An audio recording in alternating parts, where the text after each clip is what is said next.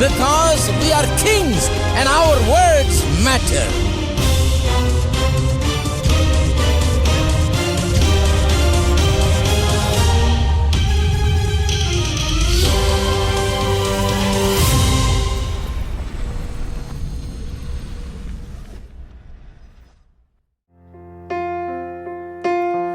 இதோ மனுஷரின் மத்தியில் தேவாதி தேவனை வாசம் செய்கிறாரே. இதோ மனுஷரின் மத்தியில் தேவாதி தேவனை வாசம் செய்கிறாரே. இதோ மனுஷரின் மத்தியில் தேவாதி தேவனை வாசம் செய்கிறாரே. இதோ மனுஷரின் மத்தியில் தேவாதி தேவனை வாசம் செய்கிறாரே. தேவன் தாபரிக்கும் ஸ்தலமே, தம் ஜனத்தாரின் மத்தியிலா. தேவன் தாபரிக்கும் ஸ்தலமே, தம் ஜனத்தாரின் மத்தியிலா. தேவனாலே ஜனங்கள் தாகம் தீர்க்கும் சுத்த ஜீவநதியும் அவரே. ஜீவனாலே ஜனங்களின் தாகம் தீர்க்கும் சுத்த ஜீவநதியும் அவரே.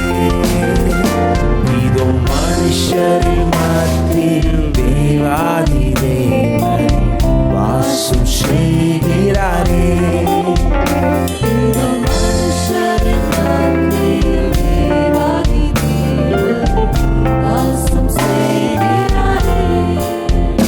தேவ ஆலயமும் அவரே, தூய ஒளி விளக்கும் அவரே. தேவ ஆலயமும் அவரே, தூய ஒளி விளக்கும் அவரே.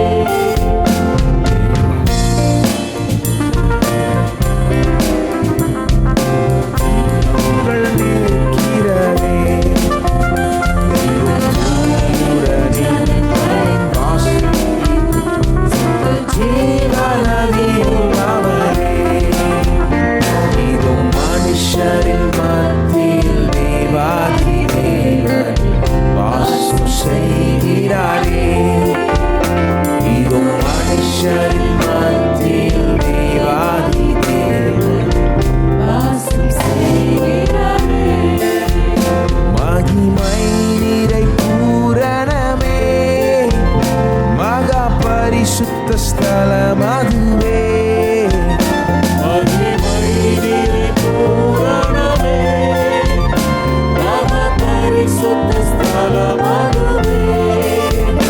என்றும் துதியுடனே அதன் வாசலுள்ளே எங்கள் பாதங்கள் நிற்கிறதே. துதியுடனே அதன் வாசலுள்ளே எங்கள் பாதங்கள் மனுஷரின் மத்தியில் தேவாதி தேவன் வாசம் செய்கிறாரே. மனுஷரின் மத்தியில் தேவாதி தேவன் வாசம் செய்கிறாரே. சீயோனே உம் வாசல்களை ஜீவதேவனை நேசிக்கிறார்.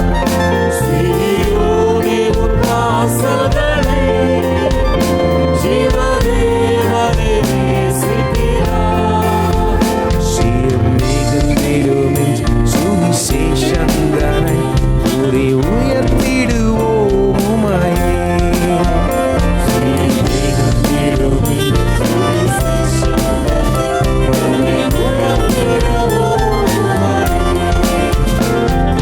மனுஷரின்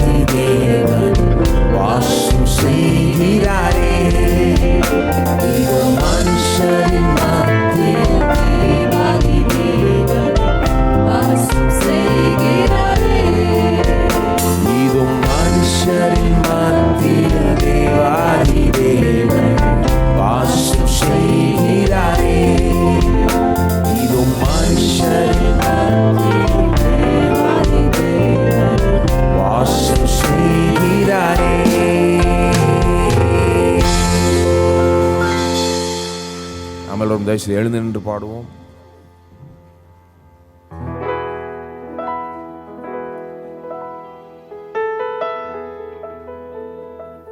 வாசம் செய்கிறாருன்னா அது அந்த ஒரு விஷயமே எவ்வளோ பெரிய விஷயம்னு கொஞ்சம் எண்ணி பாருங்கள். மனுஷர் மத்தியில் தேவாதி தேவன் வாசம் செய்கிறது. ஏதோ நம்மோட கூட இருக்கிறார் அப்பப்போன்னு இல்லை, வாசம் செய்கிறார் அப்படின்னா எப்போவுமே கூட இருக்கிறார். அவருடைய வீடாக, அவருடைய ஆலயமாக நம்மை மாற்றி இருக்கிறார். இது எவ்வளோ ஒரு பெரிய விஷயம்னு யோசித்து பாருங்கள். தேவாதி தேவன், வானத்தையும் பூமியும் உண்டாக்கின சர்வ வல்ல தேவன் நமக்குள்ளாக வாசம் செய்கிறார். நம் மத்தியில வாசம் செய்கிறார். அவருடைய பிரசன்னத்தை விளங்க பண்ணுகிறார். அவருடைய பிரசன்னத்தை உணர முடியுமா உங்களால்? அவருடைய பிரசன்னம் என்னன்னு தெரியுமா? அதனுடைய வல்லமையை தெரியுமா உங்களுக்கு? அது தெரியும், அது உணர முடியும். அதை அனுபவிக்கிறீங்கன்னா உங்களை போல ஆசீர்வதிக்கப்பட்ட மனுஷர்கள் எங்கேயும் இல்லை. தேவனுடைய பிரசன்னம் உங்களோட இருக்கா? தேவன் உங்களோட கூட இருக்கிறாரா? உங்களுக்குள்ள வாசம் செய்கிறாரா? அப்போ இன்னைக்கு என்ன இல்லைனாலும் உங்களுக்கு நம்பிக்கை இழக்க தேவையே இல்லை. ஏன்னா தேவன் உங்கள் கூட இருக்கிறார். பாருங்க, எத்தனை பேர் நம்புகிறேன் கூட இருக்கிறார். வாக்கு கொடுத்த தேவன் உன்னை விட்டு கைவிடுவதில்லை, விலகுவது இல்லைன்னு வாக்கு கொடுத்திருக்கிறார். கூட இருக்கிறார். கூட இருக்கிறார் மட்டும் இல்லை, எப்போதும் கூட இருக்கிறார். வாசம் செய்கிறார். நமக்கு எல்லா காரியங்களையும் உதவி செய்வார். நம்மை வெற்றிகரமாய் நடத்துவார். தொடர்ந்து துதிப்போம். என் ஆத்மா கவி பாடும், தேவாதி தேவனை துதித்தே உள்ளம் மகிழ்ந்தாடும், கர்த்தாதி கர்த்தனை புகழ்ந்தே.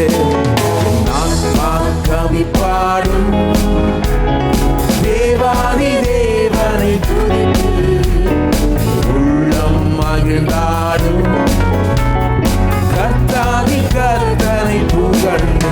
ஓ என் ஆத்மா கவி பாடும், தேவாதி தேவனை துதித்தே உள்ளம் மகிழ்ந்தாடும், கர்த்தாதி கர்த்தனை புகழ்ந்து.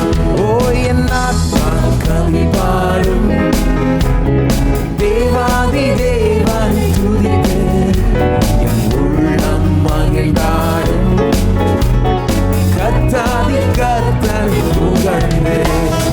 வானந்தீரம் செழித்திடுமே, வயல்வெளியாகிடுமே, கடுவெளி கழித்திடுமே, கர்த்தரின் ஆவியினார்.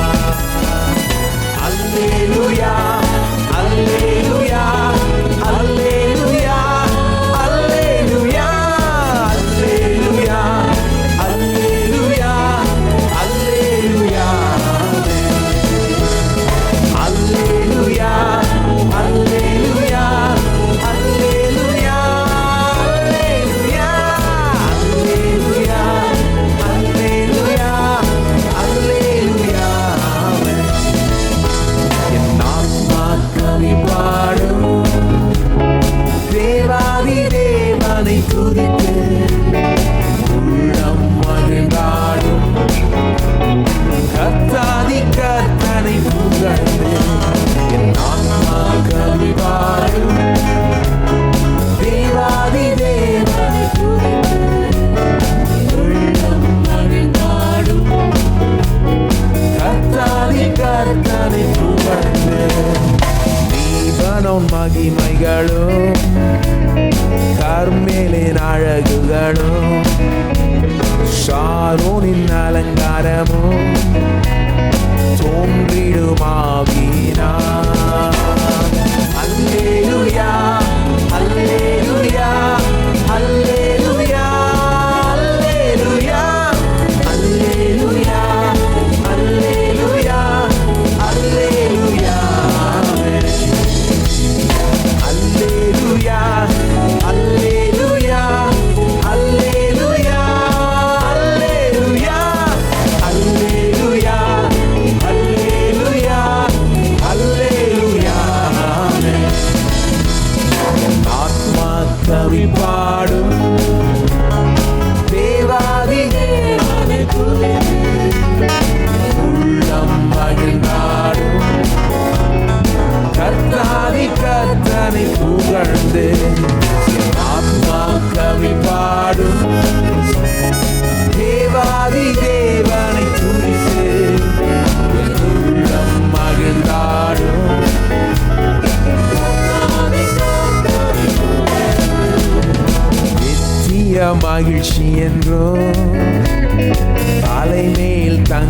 செழித்திடுமே.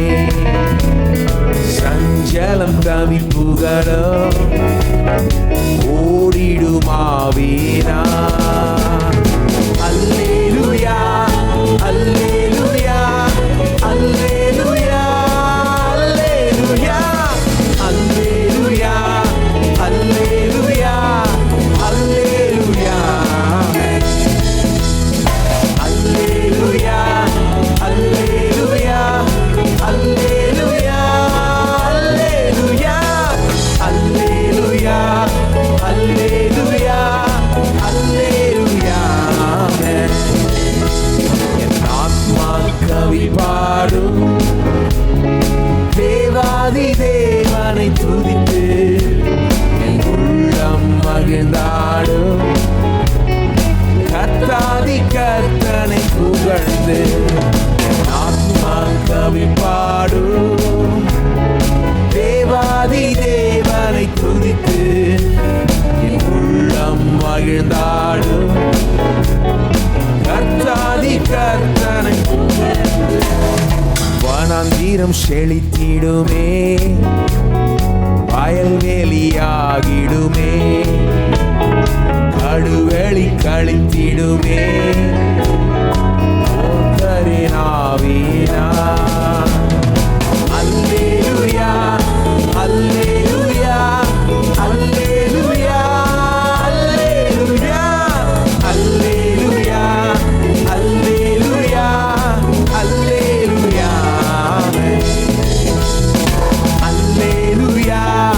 அல்லேலூயா அல்லேலூயா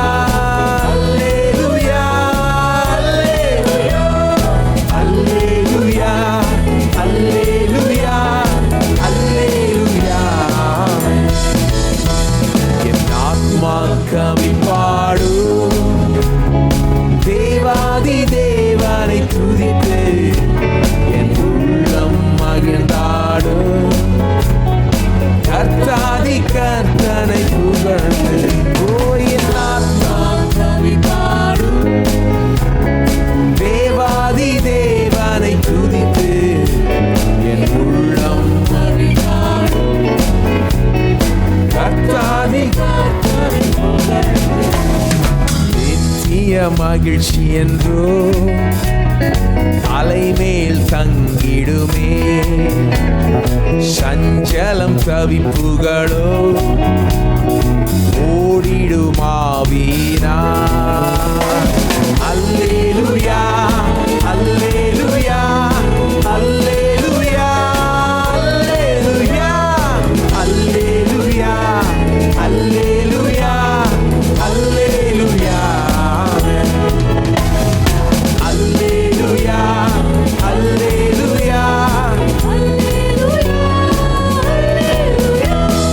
அல்லேலூயா அல்லேலூயா அல்லேலூயா. என் ஆத்மா கவி பாடும் தேவாதி தேவனை துதித்து உள்ளம் மகிழ்ந்தாடும். கர்த்தாதி கர்த்தனை புகழ்ந்து என் ஆத்மா கவி பாடும் தேவாதி தேவனை துதித்து உள்ளம் மகிழ்ந்தாடும். கர்த்தாதி கர்த்தனை புகழ்ந்து.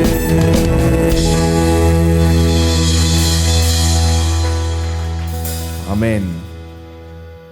சஞ்சலம் தவிப்புகளும் ஓடிடும் ஆவியினால். கர்த்தருடைய ஆவி நம்முடைய மத்தியில் இருக்கிறார். ஆவியானவர் இங்கே இருக்கிறார். பிரசனம் இங்கே இருக்கிறது. அவருடைய வல்லமை இருக்கிறது. அவர் இங்கே கிரியை செய்து கொண்டிருக்கிறார். நாம் அவரோட ஒத்துழைச்சா போதும். அவர் நம்மை நடத்துவார். விசுவாசிக்க உதவுவார். தேவனிடத்திலிருந்து பெற்றுக்கொள்ள உதவி செய்வார். ஓ ஆவியானவரே, நாங்கள் உம்மை வரவேற்கிறோம். இந்த இடத்துல நீர் இன்னும் வல்லமையாக எங்க மத்தியில் அசைவாடுவீராக. கர்த்தாவே அன்பு கில்லை எல்லை. கர்த்தாவே வார்த்தை சக்தி சத்தியம். கர்த்தாவே நீதி பர்வதம் போன்றதே,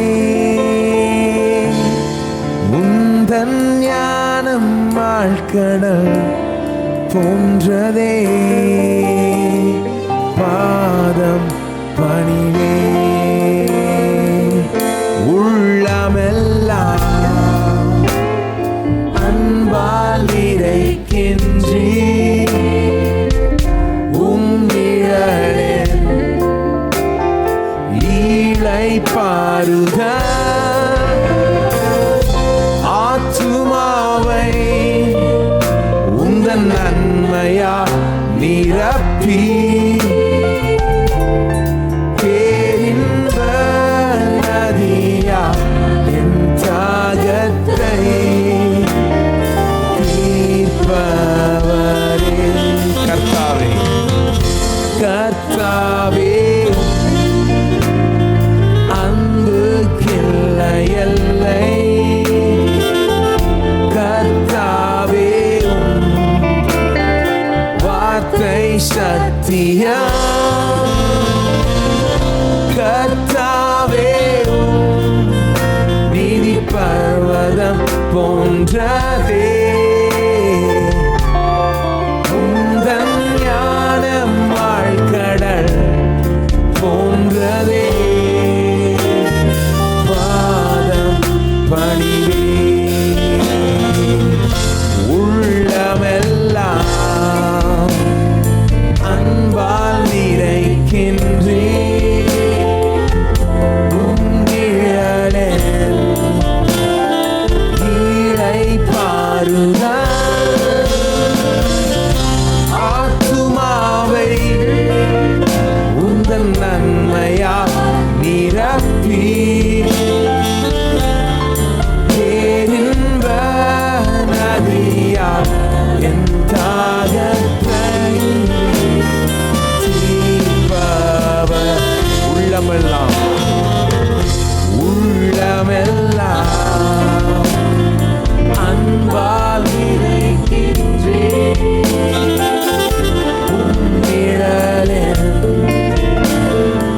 இளைப்பாறுத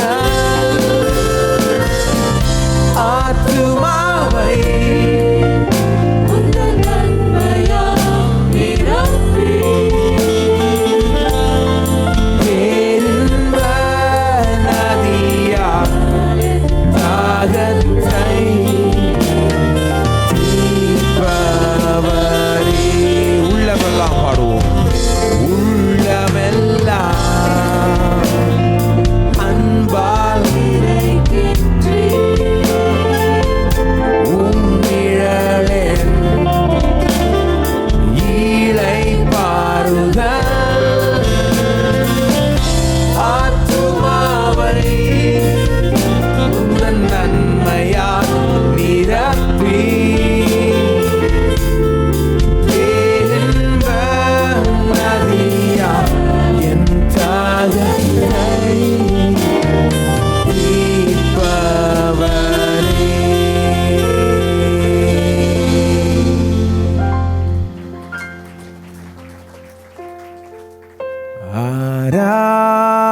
ஆராதிப்பேன்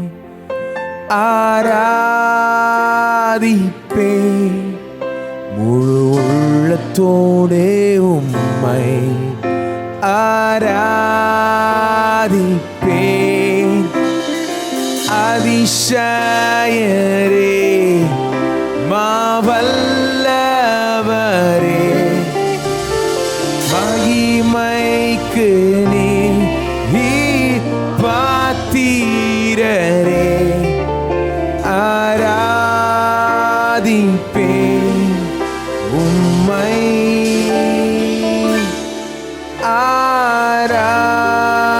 ஆராதிப்பேன் உம்மை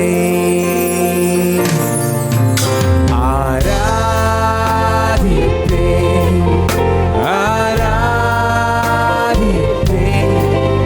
முழு உள்ளத்தோடு உம்மை ஆராதிப்பேன். அதிசயரே மாவல்லவரே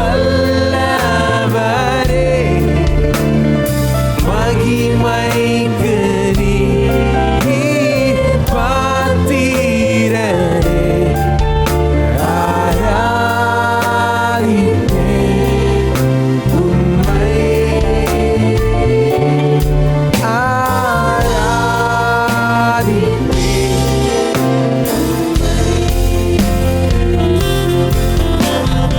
நீதிபரரே பரிசுத்தரே செம்மையான மைகள் உந்தன் பாதைகள் போற்றி புகழ்வே ஈசுராஜனே தேவாட்டு குட்டியே உம்மை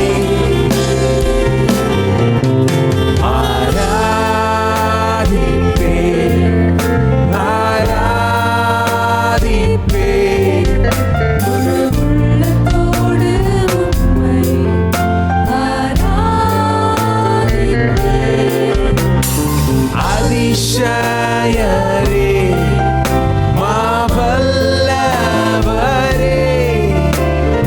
மகிமைக்கு நீர் பாத்திரரே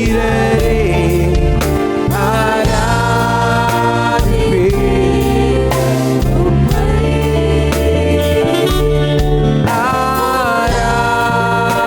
ஆராதிப்பேன் நீதிபரரே நீதிபரரே பரிசுத்தரே செம்மையானவை உந்தன் போற்றி புகழ்வே ஈசுராஜனே தேவாட்டு குட்டியே உம்மை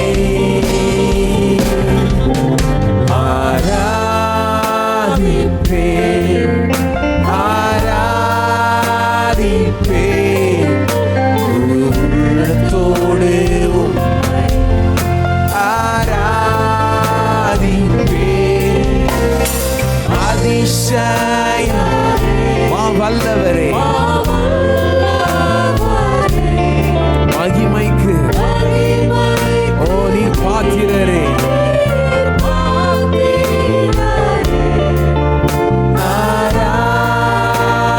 ஆராதிப்பேன் உம்மை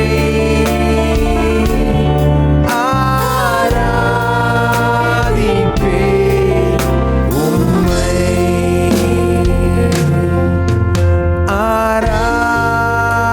ஆராதிப்பேன் உம்மை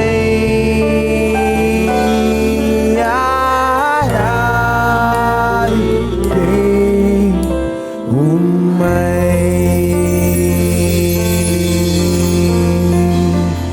ஓ தொடர்ந்து அவரை ஆராதிப்போம், கரங்களை உயர்த்துவோம், குரல்களை உயர்த்துவோம், ஏறெடுப்போம். ஓ நீதிபரரே பரிசுத்தரே மகிமைக்கு நீர் பாத்திரரே, ஓ செம்மையான உம்முடைய வழிகள் மேலான வழிகளாய் இருக்கிறது ஆண்டவரே. நீர் பெரியவராய் இருக்கிறீர், நீர் சர்வ வல்லவராய் இருக்கிறீர் ஆண்டவரே. சகலத்தையும் உண்டாக்கினவர் மட்டுமல்ல, நீர் எங்களை உண்டாக்கினவர். எங்களை அறிவீர், ஆழமாய் அறிவீர். எங்களுடைய பிரச்சனைகள், எங்களுடைய போராட்டங்கள், எங்களுடைய சவால்கள் எல்லாமே உமக்கு தெரியுமே ஆண்டவரே.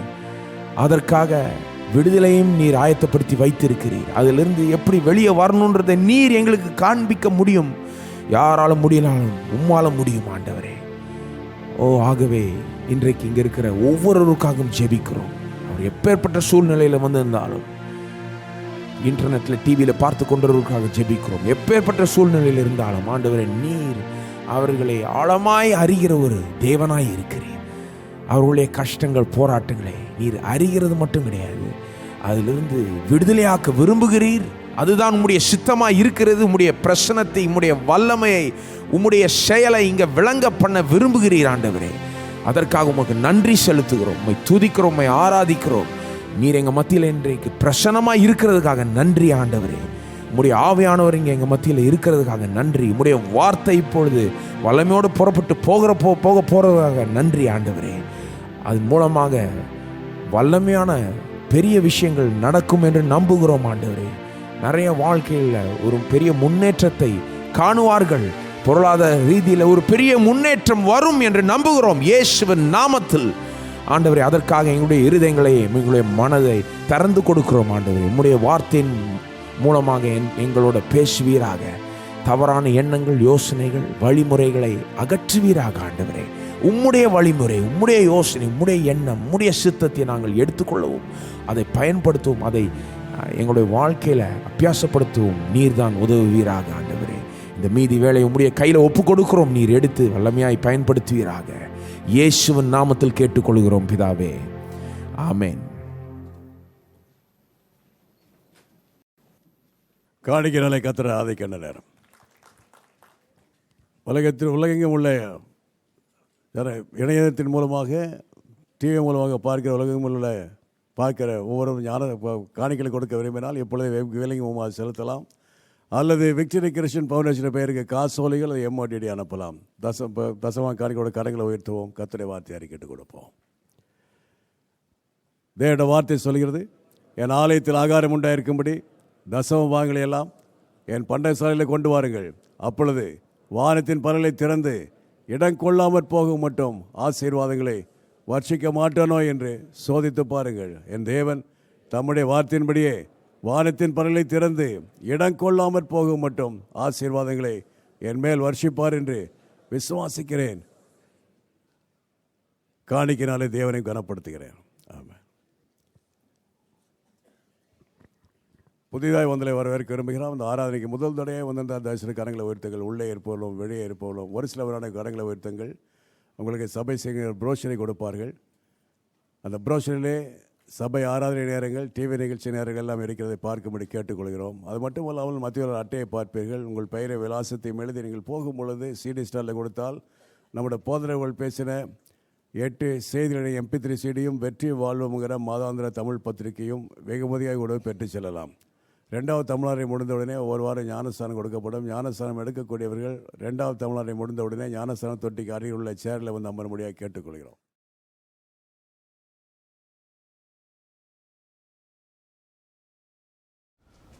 உபாகமம் 8ஆம் அதிகாரம் 7 முதல் 10 வசனங்களை வாசிக்கிறேன்.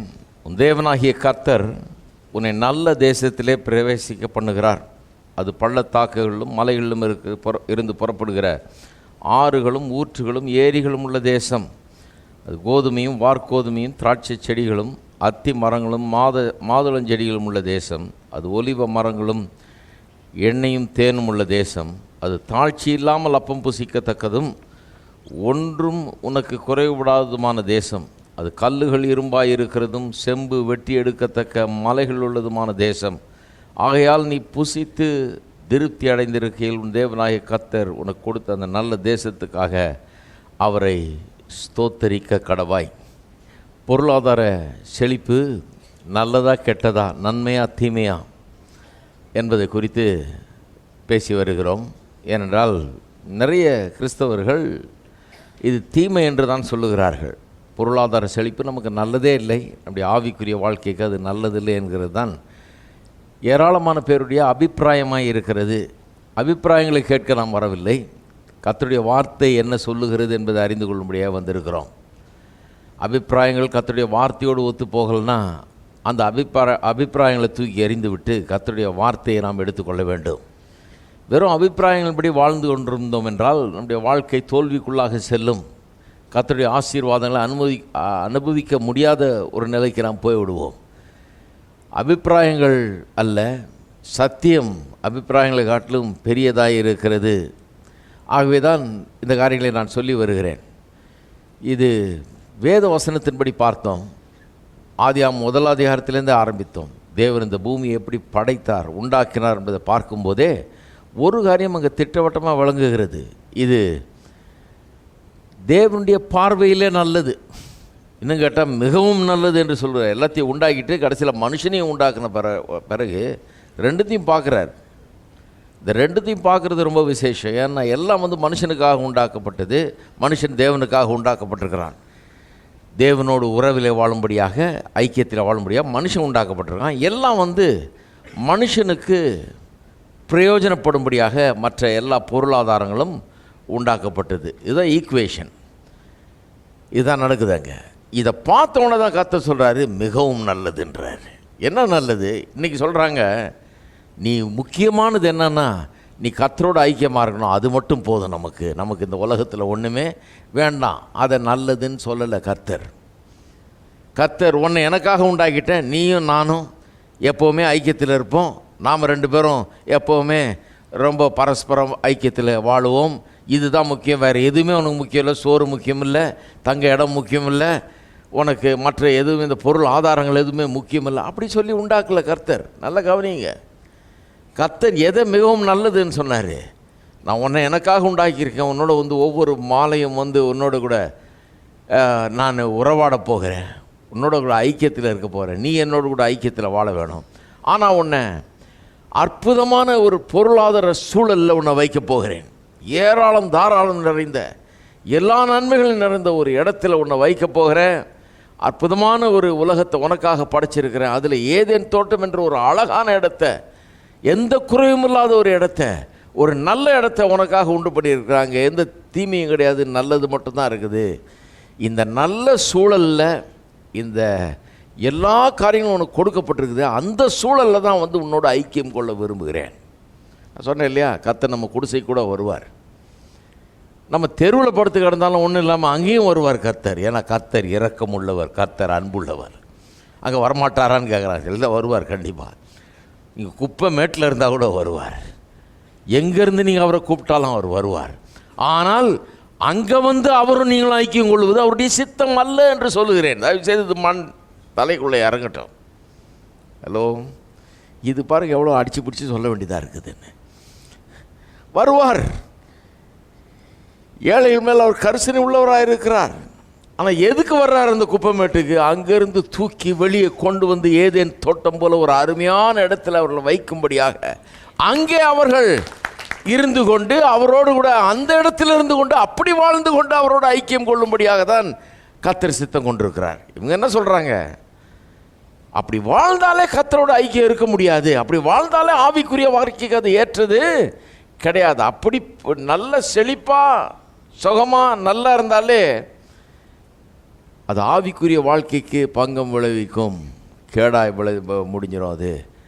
ஆகவே அது கூடாது என்று சொல்லுகிறார்கள். என்னுடைய வேலை என்னன்னா, கர்த்தர் நல்லதுன்னு சொன்னதை நாமும் நல்லதுன்னு அழைக்கிற வரைக்கும் விட போகிறதில்லை. நான் ஊரே அதை நல்லது நல்லது மிகவும் நல்லதுன்னு சொல்கிற வரைக்கும் இதை போதிக்க போகிறேன். ஏன்னா மனதார நாம் அதை முதல்ல ஏற்றுக்கொள்ளணும். அப்போ தான் வாழ்க்கையில் அது உண்டாகும். பாருங்கள், நம்ம மனதார எதை வெறுக்கிறோமோ அது உண்டாக முடியாது. நிறைய கிறிஸ்தவர்கள் இன்றைக்கு வெறும் கஷ்டத்தில் வாழ்ந்து கொண்டிருந்தது காரணம் இதுதான். மனதார தேவனுடைய ஆசீர்வாதங்களை விரும்பி அவர்கள் தேவன் எனக்கு கொடுத்த நன்மையான ஈவுகள் இவைகள் என்று ஏற்றுக்கொள்வது கிடையாது. அதனால் அவர்களுக்கு அது கிடைக்காது. ஏன்னா மனதார ஏற்றுக்கொள்ளனா வாழ்க்கையில் எப்படி வரும் பாருங்கள். நீங்கள் மனதார ஏற்றுக்கொள்ள பாருங்கள், நீங்கள் ஒரு பெரிய மேக்னெட் மாதிரி ஆகிடுவீங்க. என்ன விதமான காந்த சக்தி மாதிரி வந்துடும் உங்களுக்கு. என்ன காந்த சக்தி? எல்லா நன்மையான தேவனுடைய ஈவுகளையும் உங்கள் பக்கம் இழுக்கக்கூடியவர்களாக அப்படிப்பட்ட ஒரு காந்த சக்தி போல் நீங்கள் இருப்பீர்கள். எத்தனை பேருக்கு விளங்குது நான் சொல்கிறது? அப்போ தேவன் மிகவும் நல்லதுன்னு சொன்னார். இதை நல்லா தியானித்து பாருங்கள். நீங்கள் எதை நல்லதுன்னாரு? அருமையான படைப்பை உண்டாக்கியிருக்காரு, ஏதேன் தோட்டத்தை உண்டாக்கியிருக்காரு, அங்கே மனுஷனை வச்சார், அங்கே வந்து அவனோட உறவாடுறாரு. இவங்க சொல்கிறாங்க, எல்லா கிறிஸ்தவர்களும் சொல்கிறாங்க, இல்லை நல்லா இருந்தாலே அவன் கர்த்தரை மறந்துடுவானாக்கும், கர்த்தர்கிட்ட வரமாட்டானாக்கும். அப்படிப்பட்ட சாத்தியக்கூறு உண்டு. அதனால நல்லா இருக்கக்கூடாதுன்னு வேதம் போதிக்கல. நல்லா இருந்துக்கிட்டு கர்த்தரை மறக்காமல் ஸ்தோத்திரம் பண்ணி அப்படி வாழ சொல்லி தான் வேதம் போதிக்குது ஒழிய, ஒரு வேளை மறந்துடுவேனோ, ஒருவேளை கர்த்தரை விட்டு தூரம் போயிடுவானோ, இது எல்லாம் வந்துட்டால் எல்லாம் கெட்டு போயிடுமோ, அதனால் எதுவுமே வேணாம் அப்படி போதிக்கவே இல்லை வேதம். அதைத்தான் காண்பிக்க விரும்புகிறேன். சரி, ஆதியாமம் 1 பார்த்துட்ட பிறகு யாத்ராமத்துக்கு போனோம். யாத்ராம் முதல் யோசுவா வரை இந்த இஸ்ரவேல் ஜனங்கள் அடிமைத்தனத்தில் 400 வருஷமாக வாழ்ந்தவர்கள் விடுவிக்கப்பட்டு அப்படியே வெளியே கொண்டு வரப்பட்டு ஒரு பாலும் தேனும் ஓடுகிற நலமும் விசாலமான தேசத்துக்கு அவர்களை தேவன் கொண்டு வருகிறார் இல்லையா? அந்த தேசத்தை கொடுத்த வர்ணனையை தான் இங்கே வாசித்தேன். இன்னும் 1-2 வசனங்களை நான் இங்கே வாசிக்க போகிறேன். அந்த தேசம் எப்படிப்பட்ட தேசம், என்ன மாதிரி தேசம் என்கிறத வாஸ்தவம். அற்புதமான வர்ணனை. நல்ல தேசத்தில் பிரவேசிக்க பண்ணுகிறார். இப்போ வாஸ்த மேலே 7ஆம் வசனம் என்ன சொல்லுது? நல்ல தேசம். மறுபடியும் அந்த நல்லதுன்ற வார்த்தை வந்துடுச்சு பாருங்கள். அது என்ன தேசம்? நல்ல தேசம், கெட்ட தேசம் கிடையாது. அங்கே கர்த்தர் முள்ளியும் குறுக்கையும் வச்சு உன்னை பாடுபடுத்த உன்னை அழைக்கிறார், பாடுகளுக்காக உன்னை தெரிந்து கொண்டிருக்கிறார் சில சொல்கிறாங்க. கிடையாது, நல்ல தேசம். எல்லாம் சொல்லுங்கள், நல்ல தேசம். ஒரு நல்ல வாழ்க்கையை தான் கர்த்தர் வச்சிருக்கிறார். எதுக்கு இந்த செய்தியை ஜனங்க வெறுக்கிறாங்கன்னு தெரியல கிறிஸ்தவ மக்கள். நல்ல தேசம், ஒரு நல்ல தேசத்தில் பிரவேசிக்க பண்ணுகிறார். பள்ளத்தாக்குகள், மலைகள், ஆறுகள், ஏரிகள், ஊற்றுகள் எல்லாம் இருக்குமா. கோதுமை, வார்கோதுமை, திராட்சை செடிகள், அத்தி மரங்கள், மாதுளஞ்செடிகள், ஒலிவ மரம், எண்ணெய், தேன் எல்லாம் இருக்குமா. தாழ்ச்சி இல்லாமல் அப்பம் புசிக்கிற தேசம். Look at the character of that land. அது எப்படிப்பட்ட தேசம்னு பாருங்க. தாழ்ச்சி இல்லாமல் அப்பம் புசிக்கிற தேசம்னா செழிப்பான ஒரு தேசம். வாழ்வு அங்கே உண்டாயிருக்கிறது.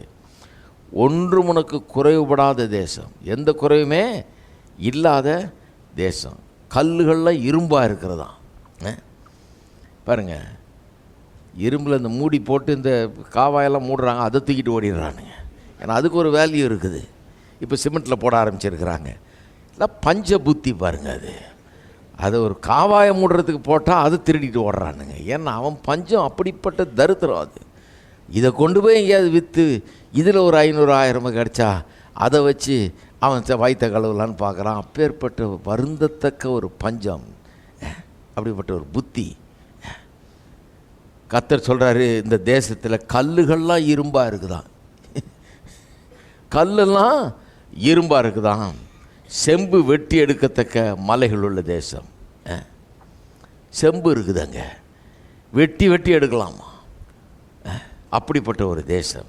ஆகையால் நீ புசித்து திருப்தி அடைந்திருக்கையில் உன் தேவனாகிய கர்த்தர் 10ஆம் வசனம் உனக்கு கொடுத்த அந்த நல்ல தேசத்துக்காக. மறுபடியும் பாருங்கள், இந்த நல்ல தேசம் எல்லாம் சொல்லுங்கள், நல்ல தேசம். இந்த நல்ல வாழ்க்கை, இந்த செழிப்பான, வளமான, குறைவில்லாத, ஆசீர்வாதமான இந்த வாழ்க்கைக்காக அவரை ஸ்தோத்திரிக்க கடவாய். எப்படி சொல்லியிருப்பாருங்க வேதவசனம் சொல்கிறது. தயவு செய்து கிறிஸ்தவர்கள் கவனிக்க வேணும். இதெல்லாம் வந்தால் நீ கர்த்தரை மறந்துடுவே, நீ ஆவிக்குரிய ஜீவியம் போயிடுமாக்கும். ஆகவே இதெல்லாம் உனக்கு வேண்டாம், இதெல்லாம் கெடுதி அப்படின்னு சொல்லலை. இதெல்லாம் கிடைக்கும்போது நீ சரியான ரெஸ்பான்ஸ் என்ன, நம்முடைய சரியான மாறுத்திரம் என்ன, அதுக்கு ஒவ்வொரு நன்மைக்காகவும் கர்த்தரை நாம் துதிக்க வேண்டும், ஸ்தோத்தரிக்க வேண்டும், கர்த்தருக்கு நாம் நன்றி செலுத்த வேண்டும் என்பது தான் நாம் கொடுக்குற மாறுத்திரம். சரி, இப்படிப்பட்ட ஒரு நல்ல தேசம் நான் சொன்ன 2 காரியங்களை பார்க்க போகிறோம். இந்த நல்ல தேசம் இதை பார்க்குறோம். ஏதேன் தோட்டத்தை பார்த்துட்டோம். இப்போ இந்த நல்ல தேசத்தை குறித்து போன வாரம் பார்க்க ஆரம்பித்தோம். அது மட்டும் இல்லாமல் இந்த தேசத்தில் வாழப்போகிற இந்த இஸ்ரவேல் மக்களுக்கு தேவன் கொடுத்த சட்டதிட்டங்கள், பிரமாணங்கள், இந்த 2த்தையும் பார்க்க போகிறோம். ஏன் இந்த 2த்தையும் பார்க்க போகிறோம்னா, இந்த 2மே எப்படி தேவன் ஒரு நல்ல வாழ்க்கையை தான் மனுஷனுக்காக வைத்திருக்கிறார். ஒரு நல்ல செழிப்பான வாழ்க்கையை தான் மனுஷனுக்காக கர்த்தர் வச்சிருக்கிறார். தரித்திரத்தை எல்லாம் செழிப்பை தான் வச்சிருக்கிறார். செழிப்பு நல்லது என்பதை இந்த 2 காரியங்களும் நமக்கு எடுத்து காட்டுகிறது. எந்த 2 காரியங்கள்? தேசமும் அந்த தேசத்திலே தேவன் கொடுத்த பிரமாணங்களும். இல்லையா?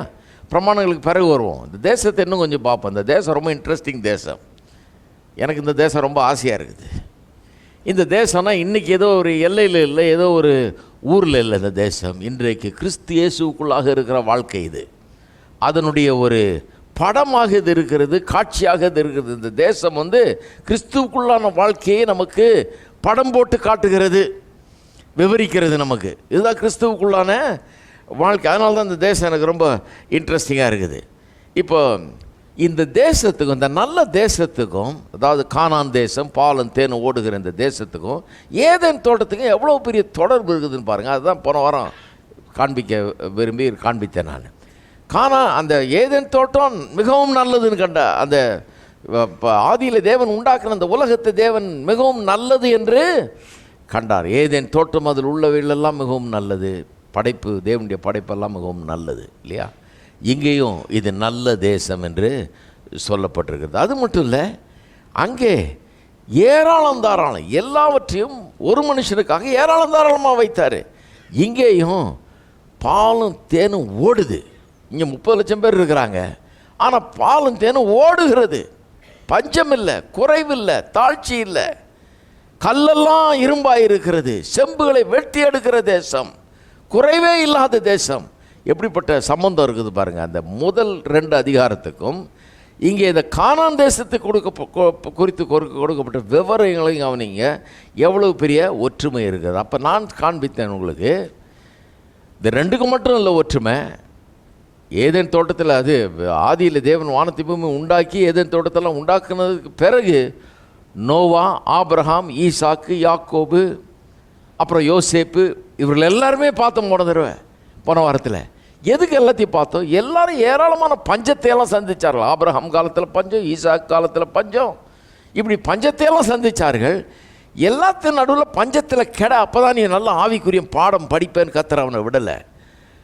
பஞ்சத்தில் கத்தர் வைக்கல, பஞ்சத்தை கத்தர் அவர்களுக்காக வைத்து இல்லை. பஞ்சம் நடக்குது, நாட்டில் நடக்குது பஞ்சம். ஆனால் கத்தர் அந்த பஞ்சத்தின் மத்தியில் அவர்களை உயர்த்தினார், செழிப்பாக்கினார். அவள் வர வர விருத்தி அடைந்து மகா பெரியவர்களானார்கள் என்று அவர்களை குறித்து வாசிக்கிறோம். டெலிபரேட்லின்னு சொன்னால் ஆங்கிலத்தில் ஒரு நல்ல வார்த்தை பாருங்கள். டெலிபரேட்லினா வேண்டும்னே அவர்களை தேவன் பஞ்ச நிலையிலிருந்து, கஷ்டத்திலிருந்து செழிப்புக்கு நேராக அவர்களை நடத்தி செல்லுகிறார். ஒரு முறையும் பாருங்கள், ஆபிரகாமாக இருந்தாலும் சரி, நோவாவாக இருந்தாலும் சரி. நோவா ஆரம்பித்தப்ப பூமி எப்படி இருந்திருக்கும் யோசித்து பாருங்கள். அவ்வளோ நாள் மழை தண்ணியில் சிக்கி சொதன்னு இருந்திருக்கும். இதில் எதுவும் விளையுமான்ற ஒரு சந்தேகம் அவனுக்கு ஏற்பட்டிருக்கும். ஒன்றும் இல்லாத உலகம் எல்லாம் அழிந்து விட்டது. மறுபடியும் முதல்ல சிருஷ்டிக்கிற மாதிரி சிருஷ்டிக்கிறார் கர்த்தர். ஆதியில் வானத்தையும் பூமியும் சிருஷ்டித்த தேவன் ஒழுங்கின்மை, இருளை, வெறுமையை போக்கி எல்லாத்தையும் அருமையாக உண்டாக்குனவர் மறுபடியும் அந்த சிருஷ்டிப்பின் வேலையில் இறங்குறார் பாருங்க. அந்த ஒழுங்கின்மை, இருள், வெறுமை எல்லாம் போக்கி அருமையான உலகத்தை உண்டாக்குனது போலவே நோவாவுக்கும் காலியான உலகத்தில், அழிந்து போன ஒரு உலகத்தில் தனியாய் நின்ன ஒரு மனுஷனை எடுத்து, பயப்படாத, உன் கூட நான் இருக்கிறேன், நீ பலுகி பெருகி விருத்தி அடைவான்னு சொல்லி அவனை என்கரேஜ் பண்ணி அவனை விருத்தி அடைய வைத்தார் பாருங்கள். அங்கேருந்து ஆரம்பிக்கிறார். அப்புறம் ஆபிரகாமை கூப்பிட்டு ஆசீர்வதிக்கிறார், அவனை பெருக பண்ணுகிறார், அவனை வர்த்திக்க பண்ணுகிறார். ஈசாக்கை, யாக்கோபை, யோசேப்பை எல்லாரையும் பண்ணுறார். வேணும்னே deliberately he brings them into the conditions of affluence and material prosperity. வேண்டுமென்றே ஒரு பெரிய நோக்கத்தை மனசில் வச்சு ஒன்றும் இல்லாத நிலையிலிருந்து அவர்களை நல்ல நிலைக்கு அவர் திரும்ப திரும்ப கொண்டு வருவதை நாம் காண்கிறோம் இல்லைங்களா? அப்படி கொண்டு வந்தவர் இஸ்ரேல் மக்களை எகிப்தின் அடிமைத்தனத்திலேருந்து வெளியே கொண்டு வரும்போது அங்கே இருக்கிற வெள்ளி பொண்ணெல்லாம் எல்லார்ட்டேருந்து கேட்டு வாங்கி கலெக்ட் பண்ண சொல்கிறாரு. ஏன்னா இவர்களும் வெறுங்கையோட போகக்கூடாது, இவர்களும் ஐஸ்வர்யவான்களாக எல்லாவற்றையும் உடையவர்களாக போகணுன்னு தான் எல்லாத்தையும் கலெக்ட் பண்ண சொல்கிறாரு. இதெல்லாம் போன வாரத்தில் நாம் பார்த்தோம் இல்லையா? அப்போ ரெண்டுத்துக்கு எவ்வளோ பெரிய ஒரு கனெக்ஷன் இருக்குது பாருங்கள். இந்த உபாகமம் புஸ்தகம் ரொம்ப முக்கியம். இதை தான் சொல்லி முடித்தேன் நான். இந்த 8ஆம் அதிகாரத்திலேருந்து வாசித்ததுனால இந்த உபாகமத்தினுடைய கேரக்டர், உபாகமம் புஸ்தகத்தினுடைய தன்மையை, ஒரு தனித்தன்மை, அந்த முதல் 5 புஸ்தகங்களில் உபாகமம் ஒரு தனித்தன்மை வாய்ந்தது. எந்த விதத்தில்? முதல் 4 புஸ்தகங்கள் சில சரித்திரபூர்வமாக சில காரியங்களை சொல்லுது. உலகம் எப்படி சிருஷ்டிக்கப்பட்டது, ஆபிரகாம், ஈசாக், யாக்கோபு, யோசேப்பு, அவருடைய சரித்திரம், அவருடைய வாழ்க்கையில் நடந்த சம்பவங்கள், பிறகு யாத்ராமத்தில் இஸ்ரவேல் மக்கள் எகிப்தில் அவர் வாழ்ந்தது, அவர்கள் கெட்டுப்போனது, அவர்கள் அங்கே பாடுபட்டது, பிறகு அங்கே விடுவிக்கப்பட்டது, வெளியே கொண்டு வரப்பட்டது, இந்த சம்பவம்லாம் அங்கே இருக்குது. அப்புறம் லேவியராம் 8ஆமத்திலெல்லாம் வனாந்திரத்தில் கர்த்தர் எப்படி நடத்தினார், என்னெல்லாம் செய்தார், இதெல்லாம் எழுதப்பட்டிருக்கு. உபாகம் வந்த பிறகு இப்போ கானான் தேசத்துக்குள்ளே நுழைய போகிறாங்க. யோசுவாவில் வரும்போது நுழைஞ்சிட்றாங்க இல்லையா? அப்போ உபாகமத்தில் இந்த நுழைய போகிற மக்களுக்கு மோசே போதிக்கிறார். அவருடைய பெரிய நீண்ட போதனைகள் அங்கே அடங்கி இருக்கிறது. சர்மன்ஸ், பிரசங்கங்கள், மோசேனுடைய பிரசங்கங்கள் தான் உபாகமம் முழுக்க அதனால் நிறைந்து இருக்கிறது. பிரசங்கம் பண்ணுறாரு. என்ன பிரசங்கம் பண்ணுறாரு மோசே? இந்த உபாகமத்தை பற்றி என்ன சொல்கிறாங்கன்னா, இதில் நிறைய இன்டர்பிரிட்டேஷன் அடங்கி இருக்குது. என்ன இன்டர்பிரேட் பண்ணுறாரு? இந்த லாவை, அவருடைய நியாயப்பிரமாணத்தை, தேவன் கொடுத்த அந்த 10 கற்பனைகள், சட்டத்திட்டங்கள் எல்லாத்தையும் எப்படி ப்ராக்டிஸ் பண்ணுறது, எப்படி வாழ்கிறது, என்ன மாதிரி தேசத்துக்கு போகிறீங்க, அங்கே எப்படி ஆசீர்வதிக்கப்பட்ட ஒரு நிலையில் இருப்பீங்க, எப்படி நடந்துக்கணும், எப்படி இதை வச்சு வாழணுங்கிறத வியாக்கியானம் பண்ணுகிறார். வியாக்கியானங்கள் நிறைந்த புஸ்தகம். சரித்திரம் சொல்கிறது வேற, வியாக்கியானம் பண்ணுறது வேற. எத்தனை பேருக்கு வித்தியாசம் தெரியுது? இது நடந்தது, அது நடந்தது, இவர் யாக்கோபு, இவர் யோசேப்பு, இவருக்கு இப்படி ஆச்சு அப்படி ஆச்சுன்னு சொல்கிறது வேற. தேவனுடைய பிரமாணங்களையும் சட்டத்திட்டங்களையும் எடுத்து வியாக்கியானம் பண்ணி விளக்கம் கொடுக்கறது வேற. வாழ்க்கையில் அதை எப்படி பயிற்சி வைக்கணும், அபியாசப்படுத்தணும்னு சொல்கிறது வேற. அதனால தான் உபாகமும் கொஞ்சம் அதனுடைய ரகமே வித்தியாசமானது என்று சொல்லுகிறார்கள். அப்படிப்பட்ட வியாக்கியானங்கள் அடங்கிய ஒரு புஸ்தகமாக அது இருக்கிறது. நிறைய போதனைகள் அடங்கிய புஸ்தகமாக அது உபாகமம் இருக்கிறது. அந்த போதனைகள் அடங்கிய புஸ்தகத்தில் தான் என்ன இருக்கிறது? இந்த நல்ல தேசத்தை பற்றி விவரங்கள் அடங்கியிருக்குது. இது போதனையில் ரொம்ப முக்கியமான போதனை. என்ன போதனை?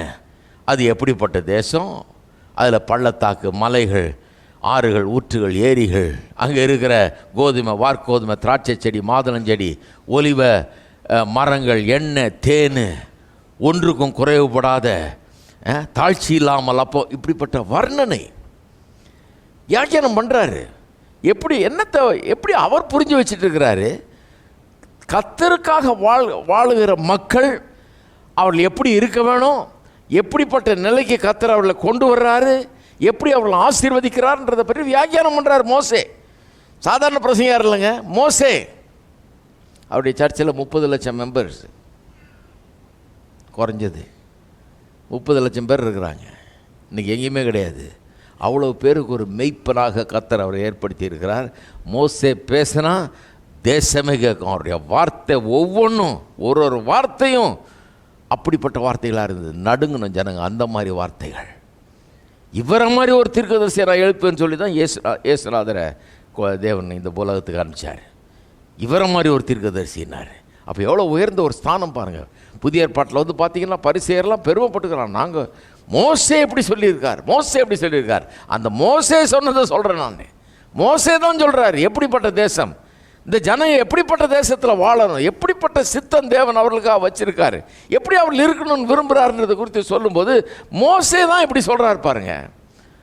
என்ன பிரமாதமாக அவர் சொல்லுகிறார் என்பதை கவனிக்கணும். ஒரு இடத்துலையாவது எல்லாம் உனக்கு வேண்டாம்பா, உனக்கு கொஞ்சம் சோறும் இருக்க ஒரு குடிசையும் அரை வைத்து கஞ்சியும் இருந்தால் போதும் நீங்கள் சொல்லியிருக்காரா? நீங்கள் உபாகமத்தை வாஸ்து பார்க்க சொன்னேன், உங்களை வாசித்தீங்கன்னு நினைக்கிறேன் இந்த வாரம். எங்கேயாவது நிறைய கிறிஸ்தவ பிரசங்கங்கள் சொல்கிற மாதிரி அங்கே ஏதாவது சொல்லியிருக்கா? ஒரு குடிசையும் அரை வைத்து கஞ்சியும் உனக்கு போதும்னு. பாருங்கள், நமக்கு தெரியலன்னா நம்ம நல்லவர்களாக இருக்கலாம், ஆனால் கர்த்தருடைய ஆசீர்வாதங்களை இழந்துடும். எனக்கு நிறைய நல்ல மனிதர்கள் தெரியும். ஒரு பிரசங்கர் தெரியும் பாருங்கள், கூழு கொடுப்பாங்க அந்த காலத்தில். கூழு, இந்த பழைய சோறெல்லாம் கொடுப்பாங்க. இந்த கிராமங்கள்லாம் போனீங்கன்னா பிரசங்கம் பண்ண போனேன். நான் எங்கள் அப்பா கூடலாம் போயிருக்கேன். எங்கள் அப்பாவுக்கு ரொம்ப ஃப்ரெண்டு இவர். அவரை மாதிரி ஒரு நல்ல மனுஷனை பார்க்க முடியாது. அந்த பிரசங்கியார் அதை வாங்கி இப்படி ஒரு பாத்திரத்தில் வச்சுக்கிட்டு ஜபம் பண்ணுவார் பாருங்கள். எனக்கு ரொம்ப இம்ப்ரெஸ்ட் ஆகிட்டேன் நான் சின்ன வயசுலேயே. ஆண்டவரே தினந்தோறும் எனக்கு இதை தாரும், நன்றி ஆண்டவரேன்னு சொல்லிட்டு தான் சாப்பிடுவார். என்ன அருமையான ஒரு மனுஷன், நல்ல உள்ளம், கர்த்தருக்காக தன்னை அர்ப்பணித்து எவ்வளோ பேர் அவர் மூலமாக ரட்சிக்கப்பட்டாங்க. நல்ல மனுஷன். ஆனால் வெறும் கஞ்சியாக கர்த்தர் தர்றாரு? கொஞ்சம் யோசித்து பார்க்கணும். வெறும் கூழாக தர்றாரு கர்த்தர். உங்களுக்கு பிடிச்சதுன்னா சாப்பிட்லாம், ஒன்றும் தப்பு இல்லை. ஆனால் கர்த்தர் வெறும் கூழு தான் தருவார், கஞ்சி தான் தருவார், கஞ்சி ஊற்றுவார் அப்படின்னு நினச்சிங்கன்னா தப்பு இல்லை. பூரி மசாலாவும் தருவார், மசாலா தோசையும் தருவார், முட்டையும் தருவார், கறிமீனும் தருவார், எல்லாம் தருவார். அந்த பிரசங்கர் பாவம் எவ்வளோ நல்ல மனுஷன், ஆனால் அதை புரிந்து கொள்ளலை. அதை புரிந்து கொள்ளாதனால நல்ல மனம் இருக்குது, நல்ல உள்ளம் இருக்குது, நோக்கம் இருக்குது, எல்லாம் இருக்குது.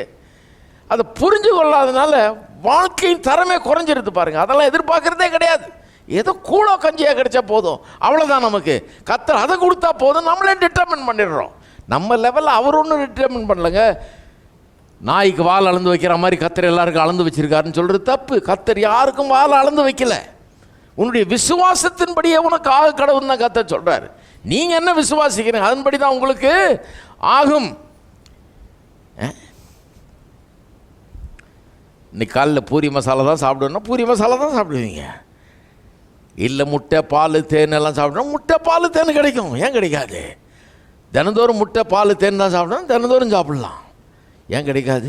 தினந்தோறும் கஷ்டம் பிரதர், என்றைக்கும் ஒரு நாள் பரவாயில்ல. இல்லை இல்லை, தினந்தோறும் கிடைக்கும். எப்படி நம்ம நம்புகிறோங்கிறது தான். அங்கே என்ன சொல்ல வரேன், கிறிஸ்தவர்கள் நல்லவர்களாக இருக்கிறாங்க, அநேக நேரத்தில் தவறான அபிப்பிராயங்கள் நிறைய அவங்களுக்குள்ளே இருக்கிறதுனால ஒரு பெரிய வெற்றியில் வாழ முடியல, நல்ல செழிப்பில் வாழ முடியல, கர்த்தர் வச்சிருக்கிற அந்த வாழ்க்கைக்குள்ளே பிரவேசிக்க முடியல. இந்த இஸ்ரவேல் மக்களும் அப்படி தான் பாருங்கள். அப்போ கொஞ்சம் நல்லா யோசித்து பாருங்கள். ஒரு இடத்துலையாவது வேணாம் உனக்கு செழிப்பு வேணாம், அது நல்லதில்லை அப்படின்னு சொல்லலை. முழுக்க என்ன சொல்கிறாரு, அதாவது he does not preach on the virtues of moderation.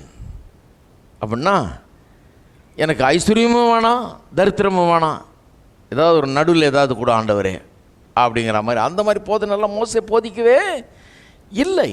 எனக்கு தெரியும் சில வசனங்கள்லாம் அப்படி இருக்குது, சில ஆளுகள் அப்படி சொன்னாங்கன்னு தெரியும். ஆனால் அதனால தான் வேத வசனத்தை பகுத்து அறிய வேண்டும்.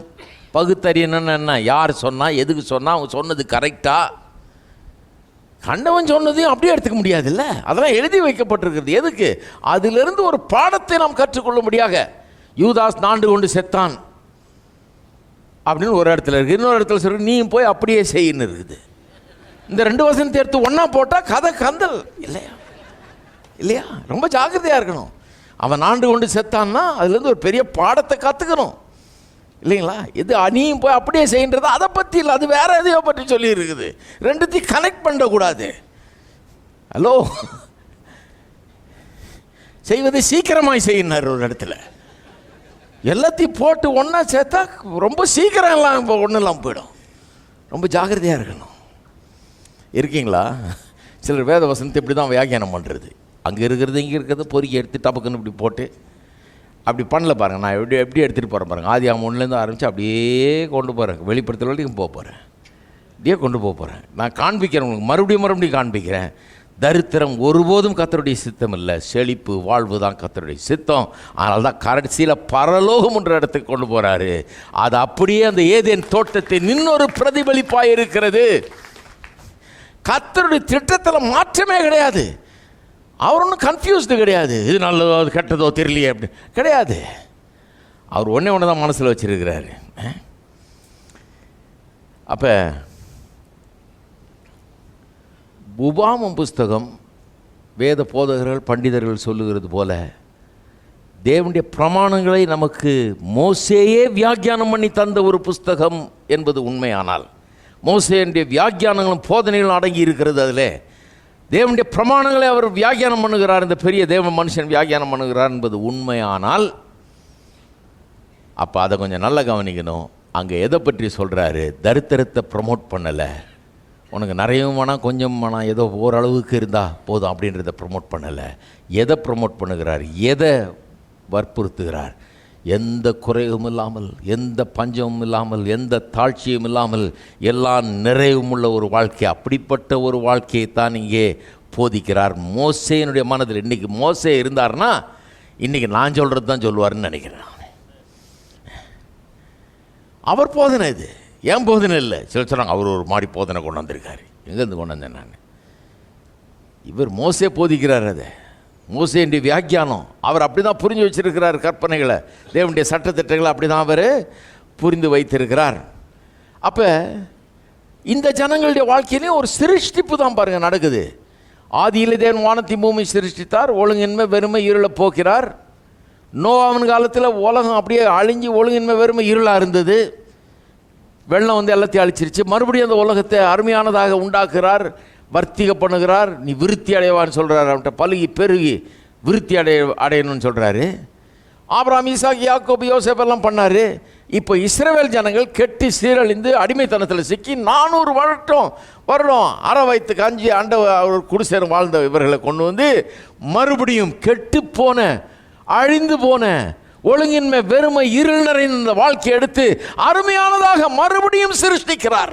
இது புதிய படைப்பு, புது சிருஷ்டிப்பு. கானான் தேசத்துக்குள்ளே கொண்டு வர்றதுன்றது ஒரு நியூ கிரியேஷன். அதுதான் அங்கே நடக்குது.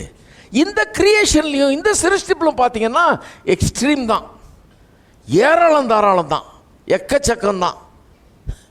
அதனால தான் பாலும் தேனும் கிடைக்கிற தேசம் இல்லை. 1/2 லிட்டர் வாங்கலாமா 1 லிட்டர் வாங்கலாமான்ற மனப்போராட்டம் இல்லை. பாலும் தேனும் ஓடுற தேசம். ஹலோ, எவ்வளோ வேணால் பிடிச்சிக்கலாம். அப்படிப்பட்ட ஒரு தேசம் இருக்கிறீங்களா? சிருஷ்டிப்புக்கு இதுக்கு வித்தியாசமே இல்லை. சிருஷ்டிப்பில் எப்படி பெரிய நிறைவு, பல்கி பெருகி நிரம்பட்டும்னு சொல்லி சிருஷ்டித்தார், அதுபோலவே இந்த தரித்திரத்திலே வாழ்ந்த மக்கள், இல்லாமையிலே, வறுமையிலே, ஒன்றுமில்லாமையிலே கிடந்த இந்த இஸ்ரவேல் மக்களை எகிப்திலிருந்து வெளியே கொண்டு வந்து அப்படிப்பட்டவர்களாக அவர்களை மறுபடியும் உண்டாக்குகிறார், சிருஷ்டிக்கிறார். எத்தனை பேர் இருக்கிறீங்க? எப்படிப்பட்ட தேசத்தை கொண்டாடுறாரு? தேசத்தை பற்றி நிறைய இடங்களில் சொல்லப்பட்டிருக்கிறது. 1-2 வசனத்தை பற்றி வாசிக்கிறேன். எண்ணாகமம் 13ஆம் அதிகாரம் 26, 27 ஆகிய வசனங்கள். அவர்கள் பாரான் வனாந்திரத்தில் இருக்கிற காதேசுக்கு வந்து மோசே, ஆரோன் என்பவர்களிடத்திலும் இஸ்ரவேல் புத்திரராகிய சபையார் எல்லா இடத்திலும் சேர்ந்து அவர்களுக்கும் சபையார் அனைவருக்கும் சமாசாரத்தை அறிவித்து தேசத்தின் கனிகளை அவர்களுக்கு காண்பித்தார்கள். அதாவது ஒரு காலகட்டத்தில் இஸ்ரவேலர் கானான் தேசத்துக்குள்ளே நுழைய போகிற ஸ்டேஜ் அது. உள்ளே வேவு பார்க்குறவர்கள் அனுப்புகிறாங்க இல்லையா?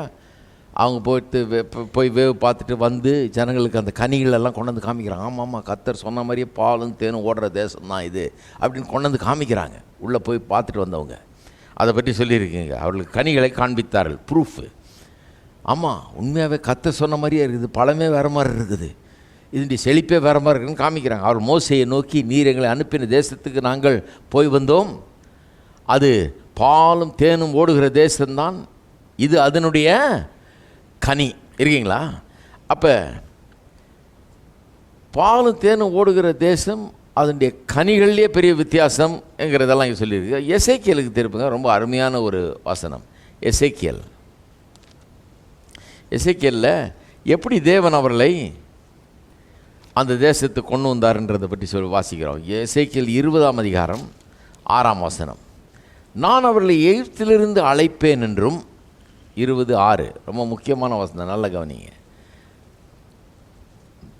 நான் அவர்களை எசேக்கியல் 20:6 நான் அவர்களை எகிப்து தேசத்திலிருந்து அழைப்பேன் என்றும் அவர்களுக்காக நான் பார்த்து வைத்ததும் பாலும் தேனும் ஓடுகிறதும் எல்லா தேசங்களிலும் சிங்காரமுமான தேசத்திலே அவர்களை கொண்டு வந்து விடுவேன் என்று அந்நாளிலே ஆணையிட்டு.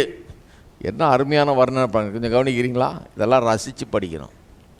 நான் அவர்களுக்கு பார்த்து வைத்த தேசம் அப்படின்னா என்ன அர்த்தம்? கர்த்தர் முதல்ல போய் ஒரு தேடி பார்த்தாராம், எந்த தேசத்தில் இவங்களை போடலான்னு. இவனை கொண்டு போய் நல்லா இருக்கிற தேசத்தில் போனால் கெட்டு போயிடுவான் அப்படின்னு யோசிக்கல. எப்படிப்பட்ட தேசத்தை பார்த்து வைக்கிறாரு கர்த்தர்? போய் வீடு பார்த்தா எப்படி பார்ப்பாரு? ஹலோ, இருக்கிறீங்களா? போயிட்டீங்களா? கர்த்தர் வீடு பார்த்தா எப்படி பார்ப்பாரு? கர்த்தர் நமக்கு ஒரு வாழ்க்கையை ஏற்படுத்தி கொடுத்தா எப்படி ஏற்படுத்தி கொடுப்பார்ன்றதுக்கு அடையாளங்க இது. நான் அவர்களுக்கு பார்த்து வைத்ததும், போய் தேடி பார்க்குறாராம், எங்கே போடலாம் இவங்களை, எந்த மாதிரி இடத்துல போடலாம் அவர்கள் அப்படின்னு சொல்லி பார்த்து வைத்ததும் பாலும் தேனும் ஓடுகிற எல்லா தேசங்களிலும் சிங்காரமுமான தேசத்திலே போய் பார்த்தாராம். சர்வே பண்ணி எது இருக்கிறதுலே ரொம்ப அற்புதமாக அழகாக சிங்காரமாக இருக்குதுன்னு பார்த்து, என்ன நல்ல கர்த்தர் பாருங்க. இப்போ உங்கள் பிள்ளைக்கு ஒரு வீடு வாங்கணும் அல்லது ஒரு ஏதாவது வசதி பண்ணி கொடுக்கணும்னு எப்படி பார்ப்பீங்க? இருக்கிறதுலே பெஸ்ட்டாக பார்ப்பீங்க இல்லைங்களா? நம்மளால் எவ்வளோ முடியுமோ அந்த அளவுக்கு பெஸ்ட்டாக நம்ம செய்யணும்னு தான் பார்ப்போம். கர்த்தர் நம்ம காட்டிலும் 1000 மடங்கு நல்லவர். அவர் பாருங்கள், நமக்காக போய் இவங்களுக்காக இந்த அடிமைத்தனத்தில் சிக்கி அண்ட ஒரு குடிசை அற வைத்து கஞ்சின்னு இருந்தவர்களுக்காக அவர்கள் அங்கே கஷ்டப்பட்டுட்டு இருக்கும்போது இவர் இங்கே தேடிக்கிட்டு இருக்கிறார். எந்த தேசத்தை கொண்டு போகலாம், எது இருக்கிறதுலே ரொம்ப சிங்காரமான தேசம், அழகான தேசம், அற்புதமான தேசம்னு பார்த்து தேடுறாராம். தேடி பார்த்து அவர்களை அங்கே கொண்டு வந்து விடுவேன் என்று அந்நாளிலே ஆணையிட்டு கங்கணம் கட்டிக்கிட்டாராம். இங்கே தான் கொண்டு வருவேன், அவனை அந்த நிலையிலேருந்து மாற்றுவேன், அந்நாளில் ஆணையிட்டுன்னு சொல்கிறதுடைய அர்த்தம் என்னன்னா, ஐ ஸ்வோர்ன்றாரு, நான் எனக்குள்ளேயே ஒரு நிச்சயம் பண்ணி கொண்டேன், எனக்குள்ளே தீர்மானம் பண்ணிக்கிட்டேன். கர்த்தர் உள்ளத்தில் உறுதி பூண்டு கொள்ளுகிறார். என்ன உறுதி? நல்ல இடத்தை பார்த்து, இருக்கிற எல்லா தேசத்துலேயும் ரொம்ப சிங்காரமான தேசத்தை பார்த்து இவர்களை அங்கே கொண்டு வருவேன்றத ஆணையிட்டு நான் இன்றைக்கு எஸ்டாப்ளிஷ் பண்ணிக்கிறேன் என் இருதயத்தில்ன்றார். எத்தனை பேர் இருக்கிறீங்க? கர்த்தர் கங்கணம் கட்டிக்கிட்டு இருக்கிறார், நம்ம இருக்கிற நிலையிலேருந்து நம்மளை வெளியே கொண்டு நல்ல நிலைக்கு கொண்டு வரணுன்றத. நீங்கள் என்னைக்கு கங்கணம் கட்டுறீங்களோ அன்றைக்கி தான் நடக்க போகுது. கர்த்தர் கங்கணம் கட்டினா போதாது, அவர் உறுதி வச்சுட்டாரு. நான் இந்த நிலை எனக்கு சரியே கிடையாது, இருக்கிற நிலை சரியே கிடையாது, இந்த பஞ்சம் சரியே கிடையாது, இந்த குறைவு தாழ்ச்சி சரியே கிடையாது, இந்த தாழ்ந்த நிலை சரியே கிடையாது, கீழே கிடக்கிறான் அது சரி கிடையாது, மேலான நிலைக்கு அவனை கொண்டு வருவேன். கீழாயிராமல் அவன் மேலாக இருக்க வேணும், வாலாயிராமல் தலையாக இருக்க வேணும்.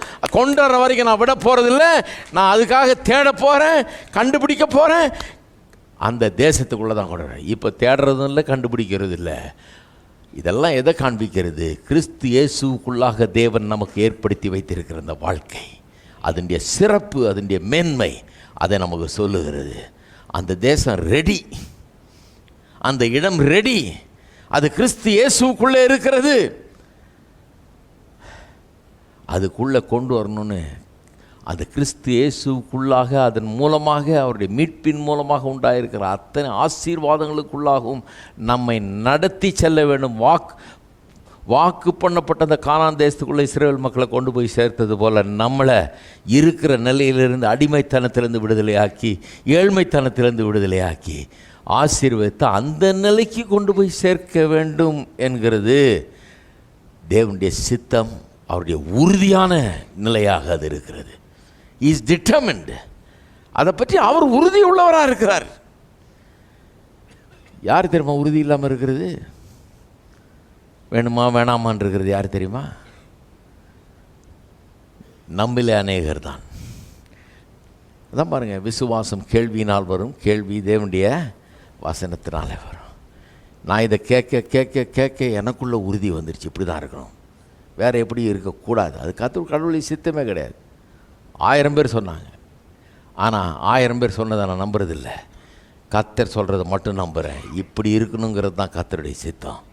அவர் என்னை அந்த ஒன்றும் இல்லாத நிலையிலிருந்து என்னை இந்த நல்ல நிலைக்கு கொண்டு வருவார். அதுக்கு கர்த்தர் தீர்மானிச்சிட்டார், அவர் உறுதியாக இருக்கிறாரு. இதுதான் அவருடைய சித்தம் என்கிறதுல எனக்கு சந்தேகமே கிடையாது. அப்போ இந்த போதனைகளை கேட்கும்போது இதில் தான் வளரணும் பாருங்கள், சந்தேகம் நீங்கணும். நிறைய பேருக்கு என்னங்க ஏதாவது கிடைக்குமாங்க? எப்போ பொட்டலம் கிடைக்கும்? பொட்டலாம் கிடைக்காது. ஒரு சக்தி கிடைக்கும், பிரச்சனைகளை மேற்கொள்ளக்கூடிய சக்தி, இல்லாமையை மேற்கொள்ளுகிற சக்தி, அதான் ஆசீர்வாதம்.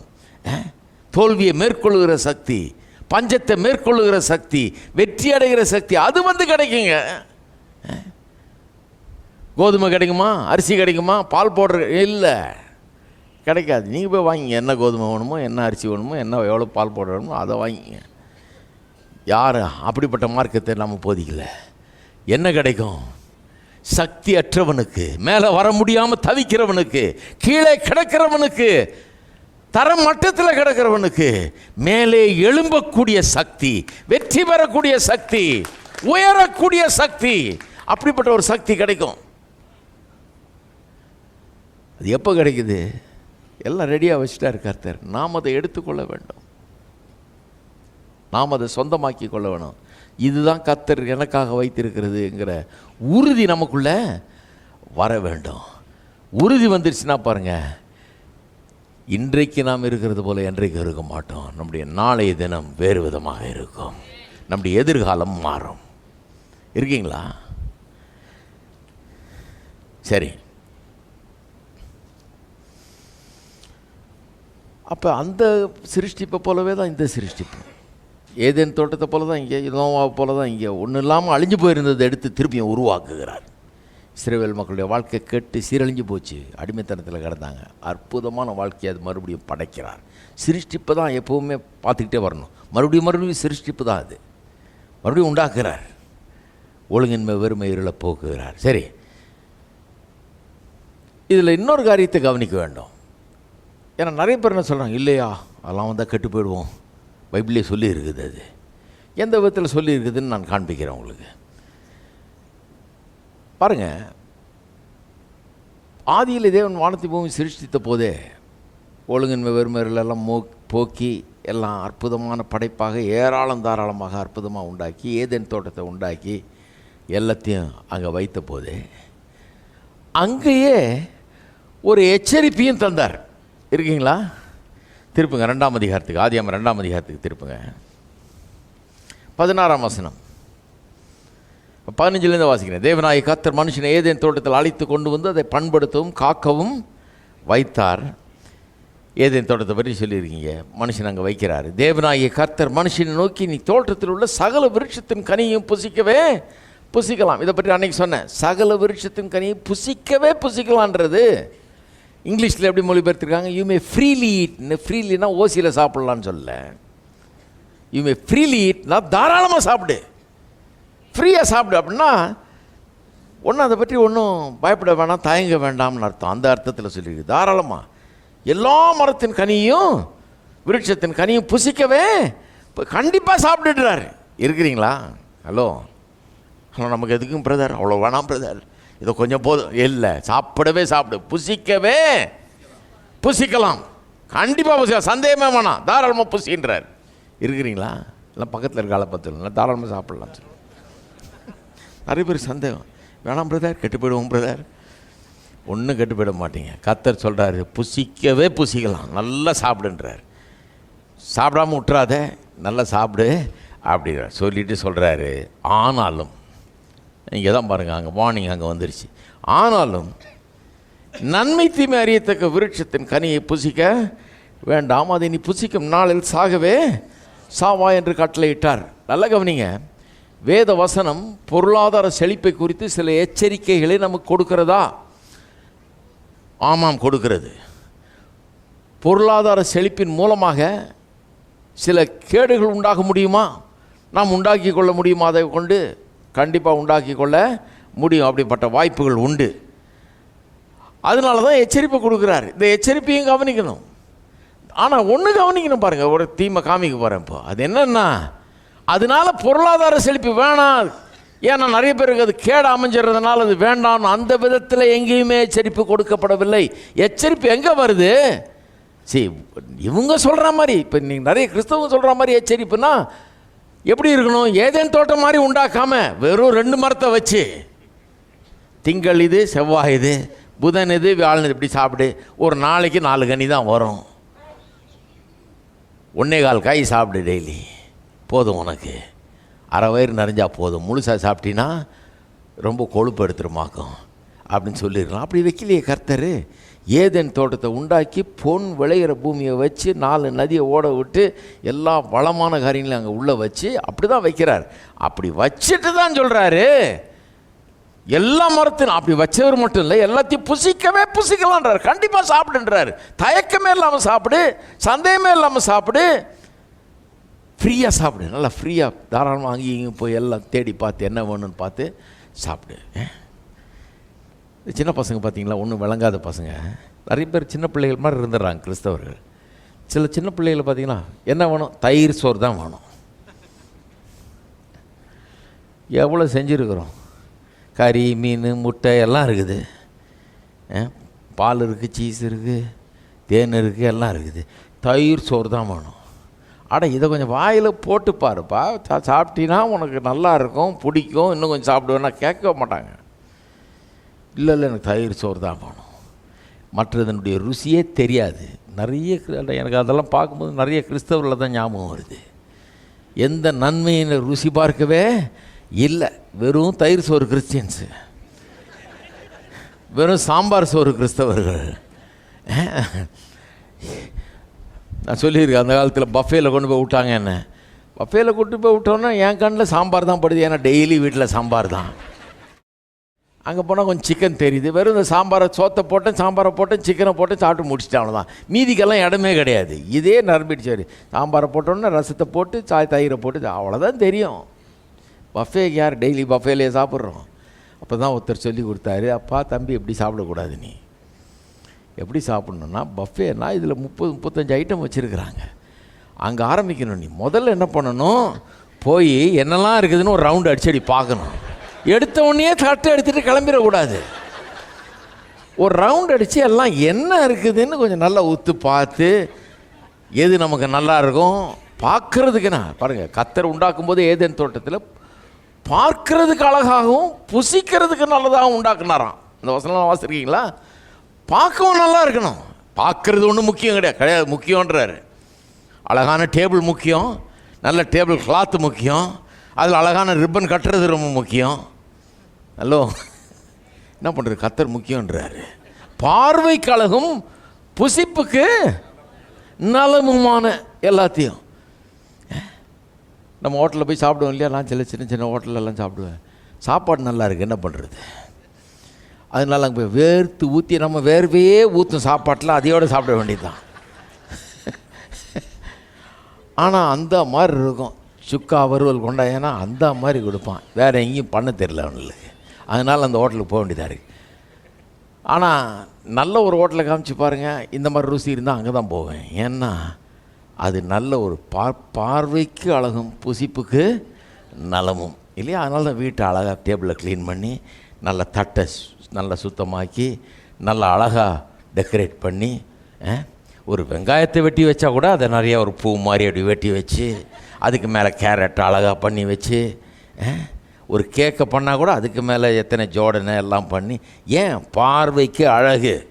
ஹலோ, சிலர் ரொம்ப ஆவிக்குரியவர்கள் ஆகிட்டாங்க. அதெல்லாம் முக்கியம் கிடையாது, கொடு, கண்ணை மூடிட்டு நான் பாட்டுக்கு வாயில் போட்டுக்கிறேங்க.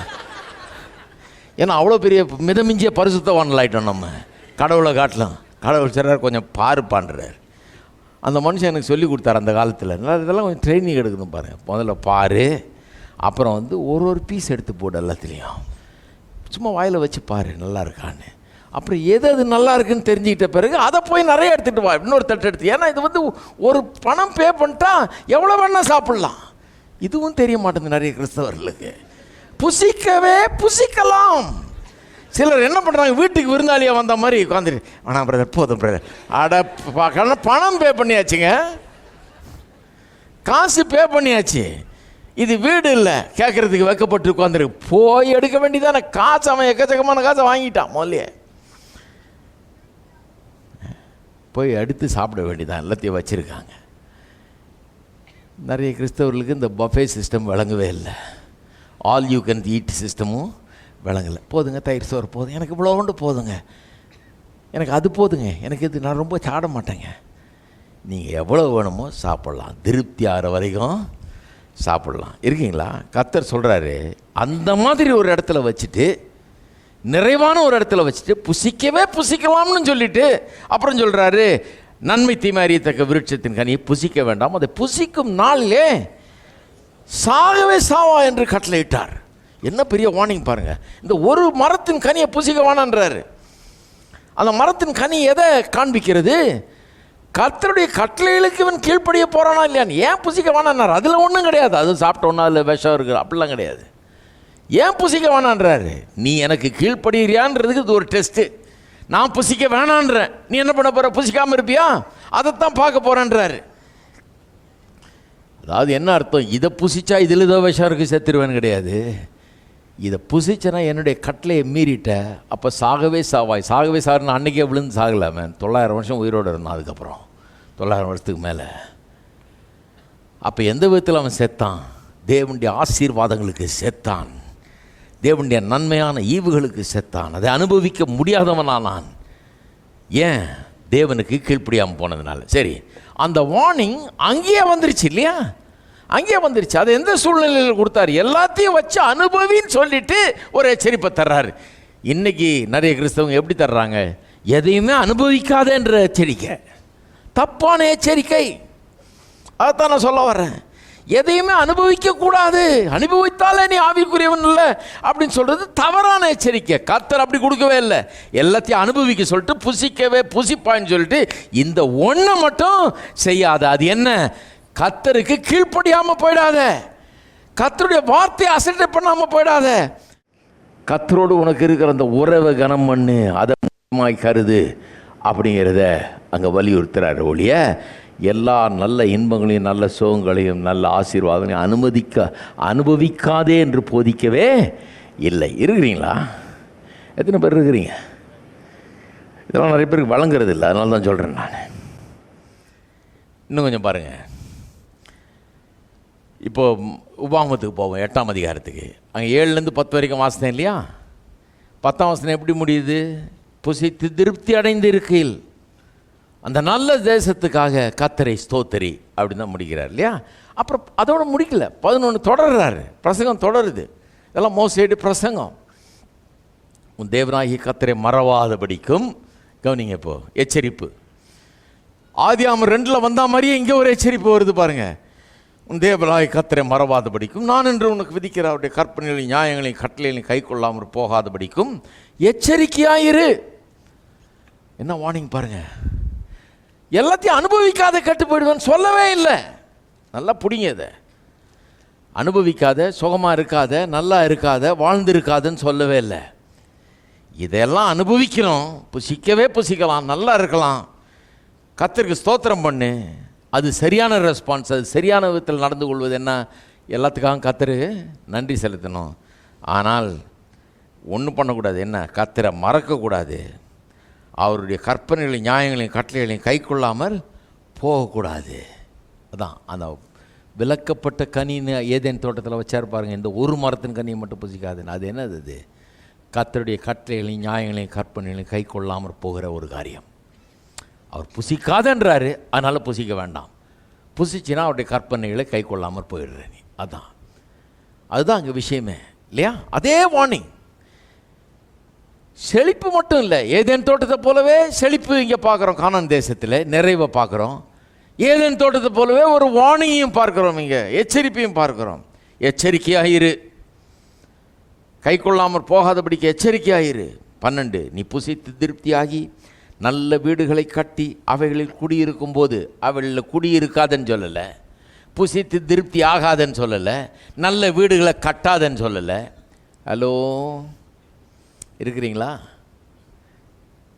நல்ல வீட்டை கட்டணுங்கிறது கூட எவ்வளோ போதிக்க வேண்டியதாக இருக்குது பாருங்கள். நல்ல வீடை கட்டணும், நல்ல திருப்தியாக புசிக்கணும், நல்லா இருக்கணும். இருக்காதுன்னு சொல்லலை. நல்ல புசித்து திருப்தியாகி நல்ல வீடுகளை கட்டி அவைகளில் குடியிருக்கும் போது உன் ஆடு மாடுகள் திரட்சியாகி, அந்த காலத்தில் ஆடு மாடு எத்தனை இருக்குன்றது தான் வெல்த்தினுடைய அடையாளம். திரட்சியாகி உனக்கு வெள்ளியும் பொண்ணும் பெருகி உனக்கு உண்டானவையெல்லாம் வர்த்திக்கும் போதும் உன் இருதயம் மேட்டு மேடையாமலும் உன்னை அடிமைத்தன வீடாகிய எகிப்திலிருந்து புறப்பட பண்ணினவரும் உன்னுடைய பின்னாட்கள் உனக்கு நன்மை செய்யும் பொருட்டு உன்னை சிறுமைப்படுத்தி உன்னை சோதித்து கொள்ளிவாய் சர்ப்பங்களும் தேள்களும் தண்ணீர் இல்லாத வறட்சியும் உள்ள பயங்கரமான பெரிய வனாந்திர வழியாய் உன்னை அழைத்து வந்தவரும் உனக்காக பாறையான கண்மையில் இருந்து தண்ணீர் புறப்பட பண்ணினவரும் உன் பிதாக்கள் அறியாத மன்னாவினால் வனாந்திரத்தில் உன்னை போஷித்தவருமான உன் தேவனாகிய கர்த்தரை நீ மறவாமலும். இருக்கிறீங்களா? எச்சரிப்பு எப்படிப்பட்ட ஒரு எச்சரிப்பு? தேவனாகிய கர்த்தரை மறந்துடாத அப்படிங்கிற ஒரு எச்சரிப்பு. எல்லாத்தையும் அனுபவி. நல்ல வீடு கட்டு, நல்ல செழிப்பாக இரு, நல்ல திருப்தியாக புசி. அரை வயிறு தான் பெஸ்ட்டுன்னு எங்கேயும் போதிக்கல. மோசேன்ற பிரசங்கத்தை சொல்கிறேன். நல்ல புசி, நல்ல வீடு கட்டு, நல்லா இரு, கர்த்தரை மறந்துடாத, நன்றி இல்லாதவன் ஆகிடாத, கர்த்தருடைய கற்பனைகளை கை கொள்ளாதவனாக மாறிடாத, அதை பற்றி அதை அலட்சியம் பண்ணுகிறவன் ஆகிடாத. என்ன அருமையான போதனை பாருங்கள். செழிப்பாக இருக்க வேணும் என்கிறதுல கர்த்தருக்கு எந்த விதமான ஆட்சேபனையும் கிடையாது. அப்படி தான் இருக்கணும். ஆனால் எச்சரிப்பு எதை குறித்தது? கர்த்தரை மறந்து அவருடைய கற்பனைகளை கை கொள்ளாமல் போகிற அப்படிப்பட்ட ஒரு வாழ்க்கை குறித்து தான் இங்கே எச்சரிப்பு கொடுக்கப்படுகிறது. இன்னும் கொஞ்சம் ரொம்ப குறிப்பான எச்சரிப்பு அடுத்த வசனத்தில் பாருங்கள். என் சாமர்த்தியமும் என் கைப்பலனும், 17, என் சாமர்த்தியமும் என் கைப்பலனும் இந்த ஐஸ்வர்யத்தை எனக்கு சம்பாதித்தது என்று நீ உன் இருதயத்தில் சொல்லிக் கொள்ளாமலும் இருக்க எச்சரிக்கையாக இருந்து. ரொம்ப பர்டிகுலராக சொல்கிறாரு. கர்த்தரை மறந்து கற்பனைகளை கை கொள்ளாமல் போகிறது மட்டும் இல்லை, எப்படி ஆயிடுறான் மனுஷன்? நல்லா ஆன உடனே சில நேரத்தில் அவனுக்கு என்ன ஆகிடுது, நல்ல செழிப்பெல்லாம் வந்த உடனே அவனுக்கு என்ன ஆகிடுது, இது என்னுடைய சாமர்த்தியம், என்னுடைய கைபலன். கிறிஸ்தவர்கள் நல்லா கவனிக்க வேணும். ஒருபோதும் ஏன் வேர்வை, ஏன் சாமர்த்தியம், ஏன் கைபலன்னு சொல்லக்கூடாது. நாம் எப்போ என்ன சொல்லணும்? கர்த்தருடைய கிருபை, கர்த்தருடைய தயவு, கர்த்தருடைய ஆசீர்வாதம், கர்த்தருடைய அன்பு, இதெல்லாம் எனக்கு கொடுத்துருக்கிறது. ஆமாம், நம்ம உழைக்கிறோம், போகிறோம், வரலாம். ஆனால் நீங்கள் என்ன தான் தலைகளை நின்று வேர்த்து விறுவிறுத்து என்ன பண்ணாலும் சரி, கர்த்தருடைய தயவு, கிருபை, அவருடைய இரக்கம், அவருடைய அன்பு, அவருடைய ஆசீர்வாதம் இல்லாமல் செழிக்க முடியவே முடியாது. நீங்கள் என் சாமர்த்தியம், என்னுடைய இது, என்னுடைய ஞானம், என்னுடைய அறிவு, என் கைபலன்னு நினச்சிங்கன்னா நம்ம முட்டாளாயிடுறோம். பாருங்கள், நம்ம ஒரு காரியத்தை விளங்கி கொள்ளாமல் போயிடுறோம். ஆசீர்வாதம்ங்கிறது ஒரு ஆவிக்குரிய சக்தி. அதுதான் நம்மை நன்றாய் சம்பாதிக்க கூட பலனை தருது. அதுக்கு அது இல்லைன்னா சம்பாதிக்க கூட முடியாது. அப்போ நான் எதுக்கு நன்றியாக இருக்கணும்? அந்த சக்தி இல்லைன்னா வெறும் டிகிரியை வச்சு நான் ஒன்றும் பண்ண முடியாது. இருக்கீங்களா? அந்த சக்தி இல்லைன்னா 10 டிகிரியை வச்சுருக்கலாம், 4 லைனில் ஃபில்லப் பண்ணலாம். ஆனால் ஒரு காலனாக அது உதவாது, சோறு போடாது, ஒன்றுன்னு பேர். ஆனால் சக்தி இருந்ததுன்னா எந்த டிகிரி இல்லைன்னா கூட பரவாயில்ல. வாழ்க்கையில் யாருடைய ரெக்கமெண்டேஷன் இல்லைனாலும் பரவாயில்ல, வெல் கனெக்டடாக இல்லைன்னா கூட பரவாயில்ல, யாரையுமே நமக்கு தெரியலனா கூட பரவாயில்ல, இன்றைக்கி தாழ்ந்த நிலையில் இருந்தால் கூட பரவாயில்ல. இந்த ஆசீர்வாதம் என்கிற சக்தி, கடவுளுடைய தயவு ஒரு மனுஷனுக்கு, கர்த்தருடைய கிருபை இருக்குமானால் அவன் தாழ்ந்த நிலையிலிருந்து உயர்ந்த நிலைக்கு வர முடியும். அதனால தான் பாருங்கள், ஏன் சாமர்த்தியம், ஏன் கைபலன்றது பெரிய தப்பு. அது பேசவே கூடாது, அது வாயிலிருந்து வரவே கூடாது. கிறிஸ்தவருடைய வாயிலிருந்து அது என்னைக்கு வருதோ அன்னைக்கு அது ஒரு ஆவிக்குரிய கேடு உள்ள நுழைஞ்சிருச்சுன்னு அர்த்தம். இந்த மனுஷன் பொருளாதார செழிப்புக்கே லாயக்கில்லாதவன் ஏதேன் தோட்டத்தை இழக்கப் போகிறான், ஆசீர்வாதத்தை எல்லாம் இழக்கப் போகிறான்றதுக்கு அது அடையாளமாக இருக்கிறது. சொல்லிட்டார் அவரு, அதை புசிக்கும் நாளிலே நீ சாகவே சாவா. என்னாரு சாவு? சாவுன்னா என்ன? உழுந்து சாகிறது இல்லை. அது சில விதத்தில் அது அன்னையோட முடிஞ்சு போயிடும் கதையாது. உழுந்து சாகிறது இல்லை, தினந்தோறும் சாகிறது, தினந்தோறும் காசு இல்லாமல் வாழ்கிறது சாவு. எல்லாத்துக்கும் கஷ்டப்படுறது, ஒரு அரை வயிற்று சோத்துக்கு கஷ்டப்படுறதுங்கிறது ஒரு விதமான சாவு. போடக்கூட ஒரு துணி இல்லாமல் இருக்கிறது ஒரு சாவு. சந்தோஷம் இல்லாமல் இருக்கிறது ஒரு விதமான சாவு. நிறைய பேர் செத்து கொண்டிருக்கிறார்கள், அது ஒரு விதமான சாவு. அது உங்களுக்கும் எனக்கும் வேண்டாம், அதுக்குள்ளே பிரவேசிக்கக்கூடாது. எப்படி அந்த சாவு உள்ளே வராமல், அந்த சாவுக்கு இடம் கொடுக்காமல் ஜீவனை எப்படி தெரிந்து கொள்ளுகிறது, எப்படி வாழ்கிறது? கர்த்தருடைய கற்பனைகளை தெரிந்து கொள்ள வேணும், அவருடைய வசனத்தை தெரிந்து கொள்ள வேணும், அவருக்கு கீழ்ப்படிதலை அவள் கீழ்ப்படுகிறது தெரிந்து கொள்ளணும். அவரை மறக்கவே கூடாது, அவருடைய தயவு, அவருடைய கிருபையை மறக்கவே கூடாது. ஒருபோதும் ஏன் பலன், என்னுடைய சாமர்த்தியம் என்று சொல்லக்கூடாது, அவருடைய கிருபை என்று அதையே சொல்ல வேண்டும். அப்படி இருந்தால் இன்னைக்கு இல்லை, இன்னைக்கு மட்டும் இல்லை, என்றைக்குமே நன்றாக இருக்கலாம். சாவே இல்லை, ஜீவன் தான். ஜீவன் சொன்னால் எல்லாம் நன்மை, சாவுன்னா எல்லாம் தீமை. எத்தனை பேர் இருக்கிறீங்க? எல்லாம் சொல்லுங்கள், கர்த்தருடைய தயவு, கர்த்தருடைய கிருபை, கர்த்தருடைய அன்பு, அவருடைய காருண்யம் என்னை உயர்த்துகிறது, என்னை சிறப்பாக்குகிறது, என்னை வாழ வைக்கிறது.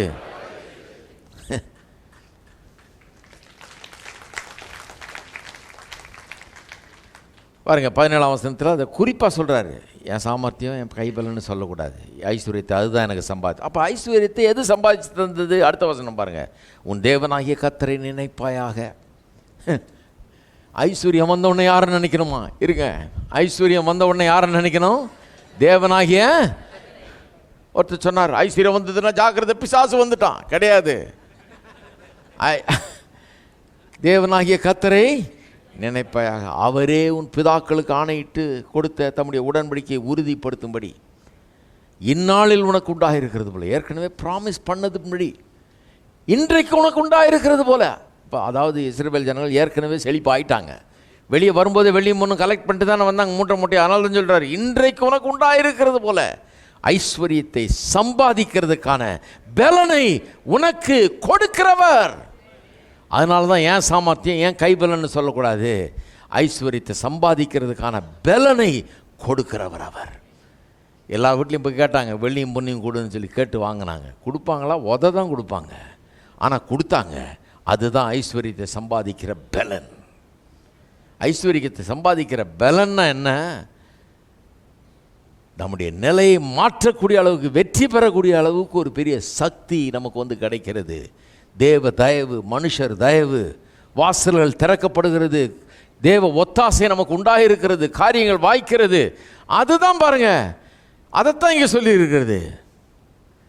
இந்நாள் உனக்கு உண்டாயிருக்கிறது போல ஐஸ்வர்யத்தை சம்பாதிக்கிற பலனை கொடுக்கிறவர். எல்லாரும் சொல்லுங்க, தேவன் ஐஸ்வர்யத்தை சம்பாதிக்கிற பலனை எனக்கு கொடுக்கிறவர்.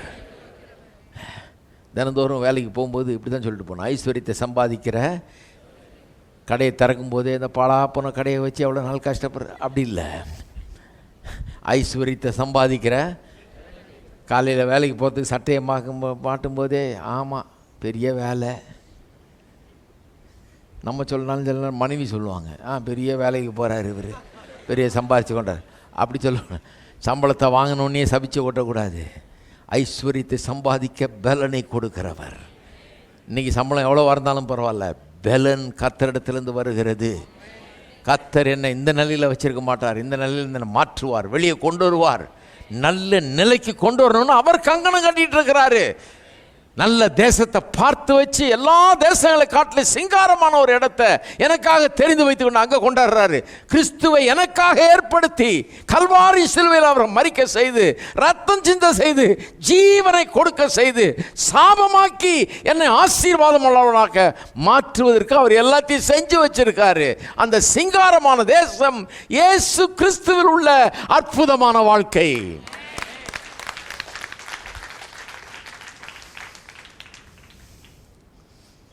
பத்தொன்பது 20 ஆதியாமத்தில் வர்ற அதே எச்சரிக்கை இங்கே வருது பாருங்கள். உன் தேவனாய கர்த்தரை நீ மறந்து வேறு தேவர்களை பின்பற்றி அவளை சேவித்து அவளை பணிந்து கொள்வாயானால், அதாவது அந்த விலக்கப்பட்ட கனியை புசிப்பாயானால், அதே மாதிரி தான் வந்து பாருங்கள், நிச்சயமாய் அழிந்து போவீர்கள் என்று உங்களுக்கு சாட்சியாய் நன்மை தீமை அறியத்தக்க விருட்சத்தின் கனியை மட்டும் புசிக்க வேண்டாம், புசிக்கும் நாளிலே சாகவே சாவா என்றதை வேற வார்த்தைகளை கொண்டு சொல்லியிருக்கிற ஒளி அதே தான். அதுதான் அதனுடைய அர்த்தம்.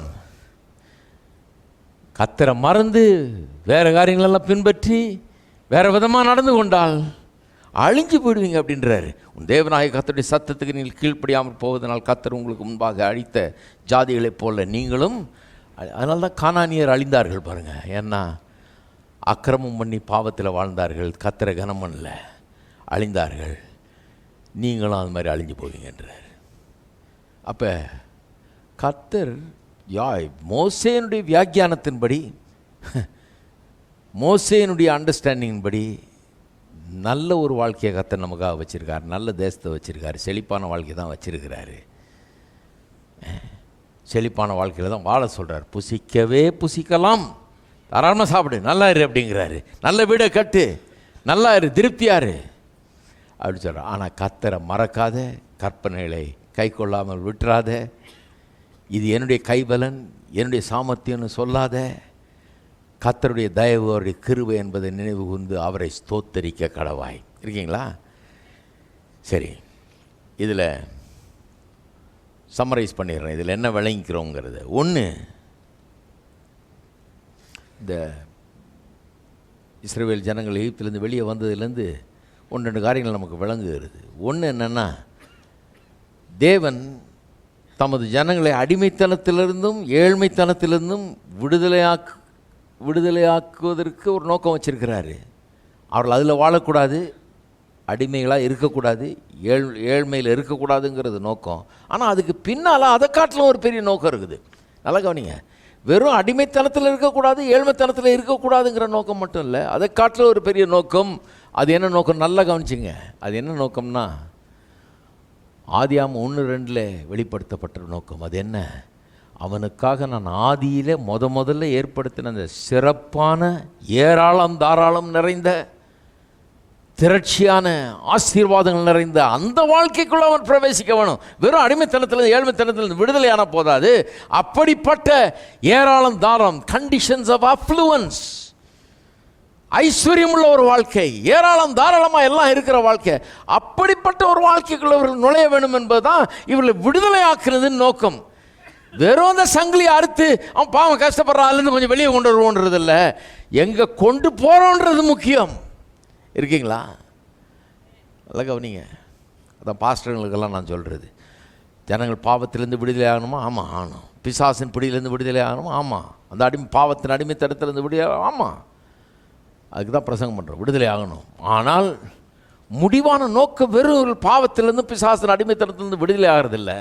மோசேயை போல நானும் ஒரு பாஸ்டரு, எல்லா பாஸ்டர்களும் ஒரு பாஸ்டரு, கானான் தேசத்துக்குள்ளே நடத்துகிறவர்களாக இருக்க வேண்டும். தேவனுடைய வைத்திருக்கிற அந்த அற்புதமான இந்த ஆசீர்வாதமான வாழ்க்கைக்குள்ள ஜனங்களை கொண்டு செல்லுகிறவர்களாக ஒவ்வொரு போதகரும் இருக்க வேண்டும். அப்போ கர்த்தருடைய நோக்கம் என்ன? வெறும் இந்த அடிமைத்தனம் ஏழ்மைத்தனத்திலிருந்து விடுதலை ஆவது மட்டும் இல்லை, அவர் ஆதியாம் 1:2 ஏற்படுத்தின அந்த வாழ்க்கைக்கு மனுஷன் திரும்ப வேண்டும். இது ஒன்று, திரும்ப வேண்டும். ஏன் அங்கே திரும்ப வேணும்? ஏன்னா அதுதான் முதல்ல உண்டாக்குனார். ஆதியாம் 1 அதுதான் காமிக்கிறார் அவர். ஏன் அப்படிப்பட்ட ஒரு வாழ்க்கை? அவன் பலுகி பெருகி பூமியை நிரப்பி எல்லாவற்றையும் கீழ்ப்படுத்தி ஆண்டு கொள்ள வேணும். அப்படின்னா என்ன அர்த்தம்? காமிச்சேன் இல்லையா? எல்லாத்தையும் கீழ்ப்படுத்தி ஆண்டு கொள்றதில் 2 காரியம் அடங்கி இருக்குன்னு சொன்னேன். ஒன்று, அதை எல்லாத்தையும் கவனிக்கணும், பராமரிக்கணும், பாதுகாக்கணும். இன்னொன்று, அதை எல்லாத்தையும் அனுபவித்து ஆண்டு கொள்ள வேண்டும். எல்லாம் இவனுடையது, எல்லாத்தையும் அனுபவித்து ஆண்டு கொள்ள வேணும். அப்போ அனுபவித்து ஆண்டு கொள்ளணும்னா ஏதாவது இருக்கணுமே. ஹலோ, சுத்த ஓட்டாண்டியாக இருந்துக்கிட்டு என்னத்தையும் அனுபவித்து ஆண்டு கொள்ள முடியாது.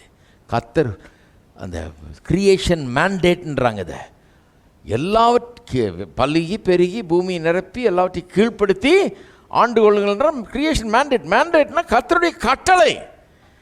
வாழ்ந்தா அப்படி வாழுன்றாரு. எல்லாத்தையும் ஆண்டுகொள் அப்படின்னா என்ன அர்த்தம்? ஒரு விதத்தில் எல்லாத்தையும் பெற்று அனுபவித்து எல்லாவற்றையும் உனக்காக நீ பயன்படுத்தி கொண்டு எல்லா நன்மையான ஈவுகளையும் பெற்றவனாக, அவைகளெல்லாம் ஆளுகிறவனாக, அவளை பயன்படுத்துகிறவனாக நீ இருந்து கொள், அனுபவித்துக்கொள் அப்படிங்கிறாரு. அப்போ அப்படிப்பட்ட ஒரு வாழ்க்கைக்குள்ளே திரும்பணும். அதுக்காக தான் பாலும் தேனும் ஓடுற நலம் விசாலமான ஒரு தேசத்துக்குள்ளே கொண்டு வருகிறாரு. ஏன்னா அப்படிப்பட்ட ஒரு வாழ்க்கைக்குள்ளே வந்து அந்த வாழ்க்கையிலிருந்து கர்த்தரை ஆராதித்து, கர்த்தரை துதித்து, கர்த்தருக்கு நன்றி உள்ளவனா வாழ்ந்து அப்படி வாழணுன்றது தான். சிலர் நினைக்கிறாங்க தரித்திரம் பரிசுத்தை தரும்னு. நான் சொல்கிறேன், தரித்திரம் அசுத்தத்தை தரும், அழுக்கை தரும், கந்தையை தரும், பசியை தரும், பட்டினியை தரும், கடனை தரும், தோல்வியை தரும், சந்தோஷமில்லாத நிலையை தரும். தரித்திரம் ஒன்றும் பரிசுத்தத்தை தராது. கர்த்தருடைய சித்தம் என்ன? வாழ்வில் இருந்து கொண்டு நல்ல செழிப்பான ஒரு வாழ்க்கையில் வாழ்ந்து கொண்டு கர்த்தரை ஸ்தோத்தரித்து வாழ்ந்து அப்படி இருக்க வேணும். அப்போ செழிப்புங்கிறது சிலர் நினைக்கிற மாதிரி, ஆமாம், ஒருத்தர் சொல்கிறாரு என்கிட்ட, அவன் சொல்கிறது சரிதாயா, எல்லாருக்கும் இது கிடைக்குமா? ஏதோ சில நேரங்களில் சில சந்தர்ப்ப சூழ்நிலைகளில் சிலர் நல்ல பெரிய ஆளுகள் ஆயிடுறாங்க, எல்லா வசதிகளும் இருக்குது, அவங்களுக்கு நல்லா இருக்கிறாங்க. உண்மைதான், கர்த்தர் சிலர் அப்படி ஆசீர்வதிக்கிறார். எல்லாருக்கும் ஒன்றும் அதெல்லாம் ஒன்றும் நடக்காது அப்படின்னு சொல்கிறாரு. சில சூழ்நிலைகள்னால சிலர் நல்லா ஆயிடுறாங்க அப்படிங்கிறாங்க. வேத வசனத்தை செழிப்பை அந்த விதத்தில் போதிக்கலை. வேத வசனத்தில் செழிப்பை ஒரு காஸ்மிக் குட் என்று தான் போதிக்கும். காஸ்மிக் குட்ன்ற அர்த்தத்தை சொல்கிறேன். காஸ்மோஸ் அப்படின்னா உலகம். அது எவ்வளவு அற்புதமாக, நேர்த்தியாக, ஹார்மோனியஸாக, ஆர்டர்லியாக, அதாவது ஒழுங்கும் கிரமமாக ஃபங்க்ஷன் பண்ணக்கூடியதாக உலகம் உண்டாக்கப்பட்டிருக்குது இல்லையா? இந்த காஸ்மோஸ் என்ற வார்த்தை அதை குறிக்குது. எவ்வளோ ஒழுங்கும் கிரமமாக, சூரியன் சந்திரன் நட்சத்திரம் வச்ச இடத்துல இருக்குது. கரெக்டாக காலையில் வந்துடுது சூரியன், கரெக்டாக ராத்திரி வருது சந்திரன் நட்சத்திரங்கள்லாம்.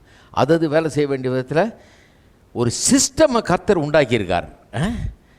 அப்போ காஸ்மோஸுங்கிறது universe as a harmonious orderly system. Cosmic குட்ன்றது என்னன்னா, அந்த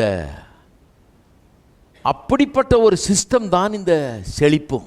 நல்லது என்று தேவன் கண்டார் ஆதியில், மிகவும் நல்லது என்று சொன்னார். எதை நல்லது என்று கொண்டார்? உலகத்தை உண்டாக்கியிருக்காரு, அதை மிகவும் நல்லதுன்றார். அப்படின்னா என்ன அர்த்தம்? ஒரு சிஸ்டம் எஸ்டாப்ளிஷ் பண்ணியிருக்கிறேன். எப்படி சூரியன் சந்திரன் நட்சத்திரங்கள்லாம் எப்படி கரெக்டாக ஃபங்க்ஷன் பண்ணுது, ஆறுகள் ஏரிகள் ஊற்றுகள்லாம் எப்படி கரெக்டாக ஃபங்க்ஷன் பண்ணுது, எப்படி சமுத்திரம் மீன்கள் பறவைகள் எல்லாம் அது செய்ய வேண்டிய வேலையை செய்து எல்லாம் மனுஷ வாழ்க்கைக்கு ஏதுவாக எல்லாம் நன்மையாக இருக்குது. அதுபோல் அவ்வளோ ஹார்மோனியஸாக ஆர்டர்லி எல்லாத்தையும் உண்டு பண்ணியிருக்கிறேன். இதுதான் நான் வைத்த சிஸ்டம், குறைவில்லாத சிஸ்டம், நிறைவான சிஸ்டம், பஞ்சம் பசி பட்னி இல்லாத சிஸ்டம். இதுதான் காஸ்மிக் குட். காஸ்மிக் குட்ன்றது இப்படிப்பட்ட ஒரு சிஸ்டம் தான் கர்த்தர் உண்டாக்கி இருக்கிறார். அப்போ செழிப்புங்கிறது யாரோ ஒருத்தருக்கு எங்கேயோ ஒரு இதில் எதாச்சியாக நடந்துடுறது கிடையாது. அவர் கொஞ்சம் லக்கி ஆகிட்டாருங்க, லாட்ரி அடிச்சிருச்சு அவருக்கு. இந்த லாட்ரி அடிக்கணும்னு நம்புறவங்கலாம் முக்கால்வாசி லாட்ரி தான் அடிச்சிட்டு இருக்கிறாங்க. லாட்ரி அடிக்கிறது இல்லை, கர்த்தர் ஒரு சிஸ்டமை வச்சிருக்கிறார். நல்லா கவனிங்க, அந்த சிஸ்டமே செழிப்பு தான். வேற சிஸ்டமை கர்த்தர் வைக்கல. கர்த்தர் ஒரு சிஸ்டமை உண்டு பண்ணியிருக்கார். உலகத்தை சிஸ்டமேட்டிக்காக உண்டாக்கியிருக்கார். இப்படி தான் இருக்கணும்னு உண்டாக்கியிருக்காரு. செழிப்புக்காக உண்டாக்கப்பட்ட உலகம், மனிதன் செழிப்பிலே வாழும்படியாக உண்டாக்கப்பட்டவன். அது ஒன்று. ரெண்டாவது இன்னொன்று என்ன கற்றுக்கிறோம்? இந்த செழிப்பை உடையவர்கள் அவர்களுக்கு ஒரு பெரிய சவால் இங்கே இருக்குது இந்த செழிப்பில். அது என்னென்னா, சரியான ஆவிக்குரிய நிலையில் அவர்கள் வாழ வேணும். அப்படிப்பட்ட ஒரு ஆவிக்குரிய நிலை மனதோடு வாழ்ந்து அந்த செழிப்பையெல்லாம் அனுபவிக்கும் போது தான் அது நல்லது, மிகவும் நல்லதுன்னு அவர் சொன்னார் பாருங்க. அதுபோல் அது அவர்களுக்கு நல்லதாக அமையும். எப்போ? சரியான ஆவிக்குரிய நிலையில் அவர்கள் வாழ்ந்து, அதாவது தேவனோடு தொடர்பு உள்ளவர்களாக வாழ்ந்து, எல்லா நன்மைகளுக்காகவும் கர்த்தரை ஸ்தோத்திரித்து வாழ்ந்து, நன்றி உள்ளவர்களாக வாழ்ந்து, இது ஏன் கைப்பலன்னு என்னுடைய சாமர்த்தியம்னு சொல்லாமல், கர்த்தரை மறக்காமல், கர்த்தருடைய கற்பனைகளை கை கொண்டு கர்த்தருக்காக வாழ்ந்து, அப்படி இந்த எல்லா நன்மைகளும் அனுபவிக்கும் போது தான் அது தேவன் சொன்னது போல மிகவும் நல்லதாக அவர்களுக்கு இருக்கும். நல்லா கவனிங்க, இந்த மெட்டீரியல் ப்ராஸ்பரிட்டியும் தேவனோடு கூட நமக்கு இருக்கிற அந்த ஐக்கியத்தையும் உறவையும் பிரிக்க முடியாது. பிரிச்சிங்கன்னா போச்சு, கெட்டு போயிடும். அப்போ அது உண்மையான டிலைட்டை உண்டு பண்ணாது, உண்மையான ஒரு சந்தோஷத்தை, மகிழ்ச்சி. பாருங்கள், எல்லாத்தையும் கர்த்தர் நம்ம மகிழ்கிறதுக்காக தான் உண்டு பண்ணியிருக்காருன்னு சொல்கிறாங்க இல்லையா?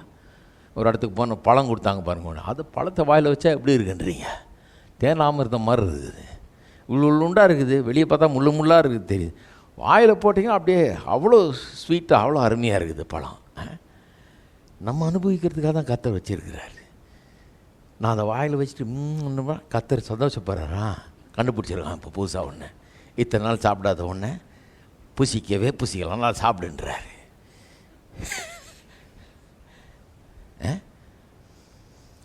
இதெல்லாம் கர்த்தர் நம்ம அனுபவிக்கிறதுக்காக வச்சுருக்காரு. ஆனால் கர்த்தரோடு கூட உறவு சரியாக இல்லைன்னா இது எல்லாம் இருந்தாலும் அது அர்த்தமற்றதாகி விடுகிறது, அது நமக்கு கேடானதாகிடுகிறது. அப்படிப்பட்ட ஆட்களுக்கு அது மிகவும் நல்லதுன்னு சொல்ல முடியாது. நிறைய பேருடைய வாழ்க்கையில் நீங்கள் பார்க்குறீங்க, நிறைய இருக்குது ஆனால் மனைவி போயிடுச்சு, நிறைய இருக்குது ஆனால் மீதியெல்லாம் கெட்டு போச்சு, ஒரு சந்தோஷம் இல்லை, சமாதானம் இல்லை. நிறைய இருக்குது ஆனால் பல குழப்பங்கள் அதில் உண்டாகிருக்குது இல்லையா? கர்த்தர் கொடுக்குற வாழ்க்கை அப்படிப்பட்டதில்லை. கர்த்தரோட ஐக்கியத்தில் நாம் வாழும்போது அது எப்படிப்பட்ட வாழ்க்கையாக இருக்குதுன்னு பாருங்கள். அதுதான் மிகவும் நல்லது. செழிப்பு, கர்த்தரோடு உள்ள ஐக்கியம், இது ரெண்டும் ஒன்றா ஜாயின் ஆகும்போது அதைத்தானே பார்த்து நல்லதுன்னாரு, மிகவும் நல்லதுன்னு சொன்னார் ஆதியில். அப்போ தான் இன்றைக்கும் அது மிகவும் நல்லதாக இருக்க முடியும். எது மிகவும் நல்லது? கர்த்தரோட ஆழமான ஒரு உறவில் வாழ்ந்து கொண்டு எல்லா ஆசீர்வாதங்களும் அனுபவிக்கிறோம் பாருங்கள். அதை பார்த்து இன்றைக்கும் கர்த்தர் சொல்கிறார் ஆதியில் சொன்னது போலவே மிகவும் நல்லது. நல்லா வீட்டில் போய் உங்கள் சோஃபாவில் உட்காந்துக்கிட்டு இளைப்பாரிக்கிட்டு நல்லா காற்று வாங்கிட்டு இருக்கும்போது நல்லா சாப்பிட்டு திருப்தியாகி ஹான்னு உட்காந்துருக்கும் போது யோசித்து பாருங்கள், கர்த்தர் சொல்கிறாரு மிகவும் நல்லது. என் பிள்ளை அவன் என்னுடைய பிள்ளை, எனக்காக வாழுகிறவன். அதுக்கு தான் சாப்பிடும்போதும் நன்றி சொல்கிறோம் கர்த்தருக்கு, தூங்கி எந்திரிச்சா நன்றி சொல்கிறோம், தூங்கும்போதும் நன்றி சொல்கிறோம், ஏதாவது ஒரு நன்மை கிடைச்சா கர்த்தருக்கு நன்றி சொல்கிறோம், ஏதாவது ஒரு நல்ல காரியம் நம்ம வாழ்க்கையில் நடந்தால் கர்த்தருக்கு நன்றி. கர்த்தருக்கு தான் எல்லா நேரத்துலையும் கர்த்தரை யோசித்து பார்க்குறோம். எப்பவும் கர்த்தரை யோசித்து பார்த்து ஸ்தோத்திரம் பண்ணிக்கிட்டே இருக்கிறோம், துதிச்சுக்கிட்டே இருக்கிறோம். ஏன்? எல்லாம் அங்கேருந்து அவரிடத்துல தான் வந்தது. இது ஒரு பெரிய சவால் பாருங்கள். சரியான ஆவிக்குரிய மனநிலையில் வாழணும், இதை அனுபவிக்கணும். அப்போ தான் அது மிகவும் நல்லதாக இருக்கும், இல்லைன்னா அது மிகவும் நல்லதாக இருக்காது. கடைசியாக இந்த பொருளாதார செழிப்பில் இருக்கிற தீமை கூட, அந்த தீமையின் வேறு அது கூட ஒரு ஆவிக்குரிய தன்மை உடையதாக இருக்கிறது. பொருளாதார செழிப்பில் தீமை என்று ஒரு காரியம் நுழையும்னா அது ஒரு ஆவிக்குரிய தன்மையுடையதாக இருக்குது. அது என்னன்னா, என் பலன் என் சாமர்த்தியம் அப்படின்னு சொல்லுகிற அப்படிப்பட்ட தேவனை வாழ்க்கையிலேருந்து கழட்டி விடுற மென்டாலிட்டி, அதுதான் அந்த தீமைக்கு வேறாக இருக்கிறது. அதை சரி பண்ணிட்டா, கர்த்தருக்கு நன்றி சொல்லிகிட்டே இருந்தா, ஸ்தோத்திரம் பண்ணிகிட்டே இருந்தா, அதை பண்ணிகிட்டே இருந்தா அது நுழைய முடியாது. ஒரு நாளும் அப்படிப்பட்ட எண்ணம் நுழையவே விடக்கூடாது. எப்போவுமே என்ன பண்ணணும்? கர்த்தரை ஸ்தோத்தரிக்கணும், இல்லையா? அதனால தான் எல்லாத்துக்கும் கர்த்தரை ஸ்தோத்தரிக்கிறோம். ஒருத்தர் சொல்கிறார், என்னையா ஒரு கார் வாங்கினா கூட இவர் ஜெபம் பண்ணுறாரு அப்படின்னா. ஆமாம், ஜெபம் பண்ணுவார். ஏன்னா கார் கர்த்தர் கொடுத்தாரு. கார் இல்லாமல் இருந்தார்ல, சைக்கிளில் தானே போயிட்டு இருந்தார். இப்போ மூலமாக பைக் வாங்கினார், இப்போ காரே வாங்கியிருக்கிறாரு. கர்த்தர் ஸ்தோத்தரிக்காமல் என்ன பண்ணுவார்? கண்டிப்பாக ஸ்தோத்தரிப்பார். காருக்கெல்லாமா ஜெபம் பண்ணுறது? ஒருத்தர் மாட்டுக்காக ஜெபம் பண்ணார் பாருங்கள். சிலர் மாடுக்கெல்லாம் ஜெபம் பண்ணுறாங்கய்யா, ஏன் பண்ணக்கூடாது? ஆமாம், மாடு இல்லாமல் இருந்தார், இப்போ டெய்லி 20 லிட்டர் கறக்குது. வீட்டில் வந்து நிற்க வச்சுருக்கிறார், பார்க் பண்ணியிருக்கிறாரு. அவருக்கு அது பெரிய காரியம், கர்த்தருடைய ஆசீர்வாதம். அதனால் அவர் நன்றி செலுத்துகிறாரு. சாப்பாட்டுக்காக ஜெபம், ஆமாம் ஜெபம் பண்ணிட்டு தான் சாப்பிடுவோம், ஏன்னா கர்த்தருக்கு நன்றி செலுத்துகிறோம். ஒவ்வொரு நல்ல ஈவுகள், எல்லா சுகங்களையும் அனுபவிக்கும் போது கர்த்தருக்கு நன்றி செலுத்தணும். அதுதான் ப்ராப்பர் ரெஸ்பான்ஸ். நாம் செலுத்த வேண்டிய சரியான ஒரு நடக்க வேண்டிய சரியான வழி. எல்லாரும் எழுந்து நிற்போம், ஜெபிப்போம். ஸ்தோத்திரம். எங்கள் அன்பின் பிதாவே, கர்த்தராகிய இயேசுவின் நாமத்தில் வருகிறோம், துதிக்கிறோம், ஸ்தோத்தரிக்கிறோம். இந்த காலை வேளையிலே உள்ளங்களோடு நீர் பேசினபடியால் உமக்கு ஸ்தோத்திரம். மக்களை ஆசீர்வதித்து நீர் வழி நடத்துங்க தாவே. இந்த சத்தியங்கள் பெரிய ஒரு மறுமலர்ச்சியை உண்டு பண்ணட்டும். கர்த்தர் எவ்வளவு நல்லவர் என்பதை உள்ளங்கள் காணட்டும். எப்படிப்பட்ட வாழ்க்கையை கர்த்தர் எங்களுக்காக ஆயத்த பண்ணி ஏற்படுத்தி வைத்திருக்கிறார் என்பதை உள்ளங்கள் கண்டு மகிழட்டும், அதை பாராட்டட்டும். தேவனுடைய அன்பு எவ்வளவு பெரியது என்பதை மக்கள் எண்ணி பார்க்கட்டும். உங்களுடைய ஆசீர்வாதங்களெல்லாம் சுதந்திரிக்கட்டும் கர்த்தாவே, சொந்தமாக்கி கொள்ளட்டும். அதை சுதந்திரித்து அதில் வாழும்போது ஒவ்வொரு நாளும் அதற்காக நன்றி உள்ளவர்களாக இருக்கட்டும்.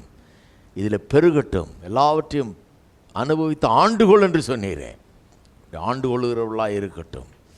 எல்லா நன்மைகளுக்கு உண்டாக இருக்கட்டும். குறைவில் சொல்லப்பட்டிருக்கிறது போல ஒன்றுக்கும் குறைவுபடாத வாழ்க்கையாய் இயேசுவின் நாமத்தில் ஒவ்வொருவருக்கும் உண்டாயிருக்கட்டும்.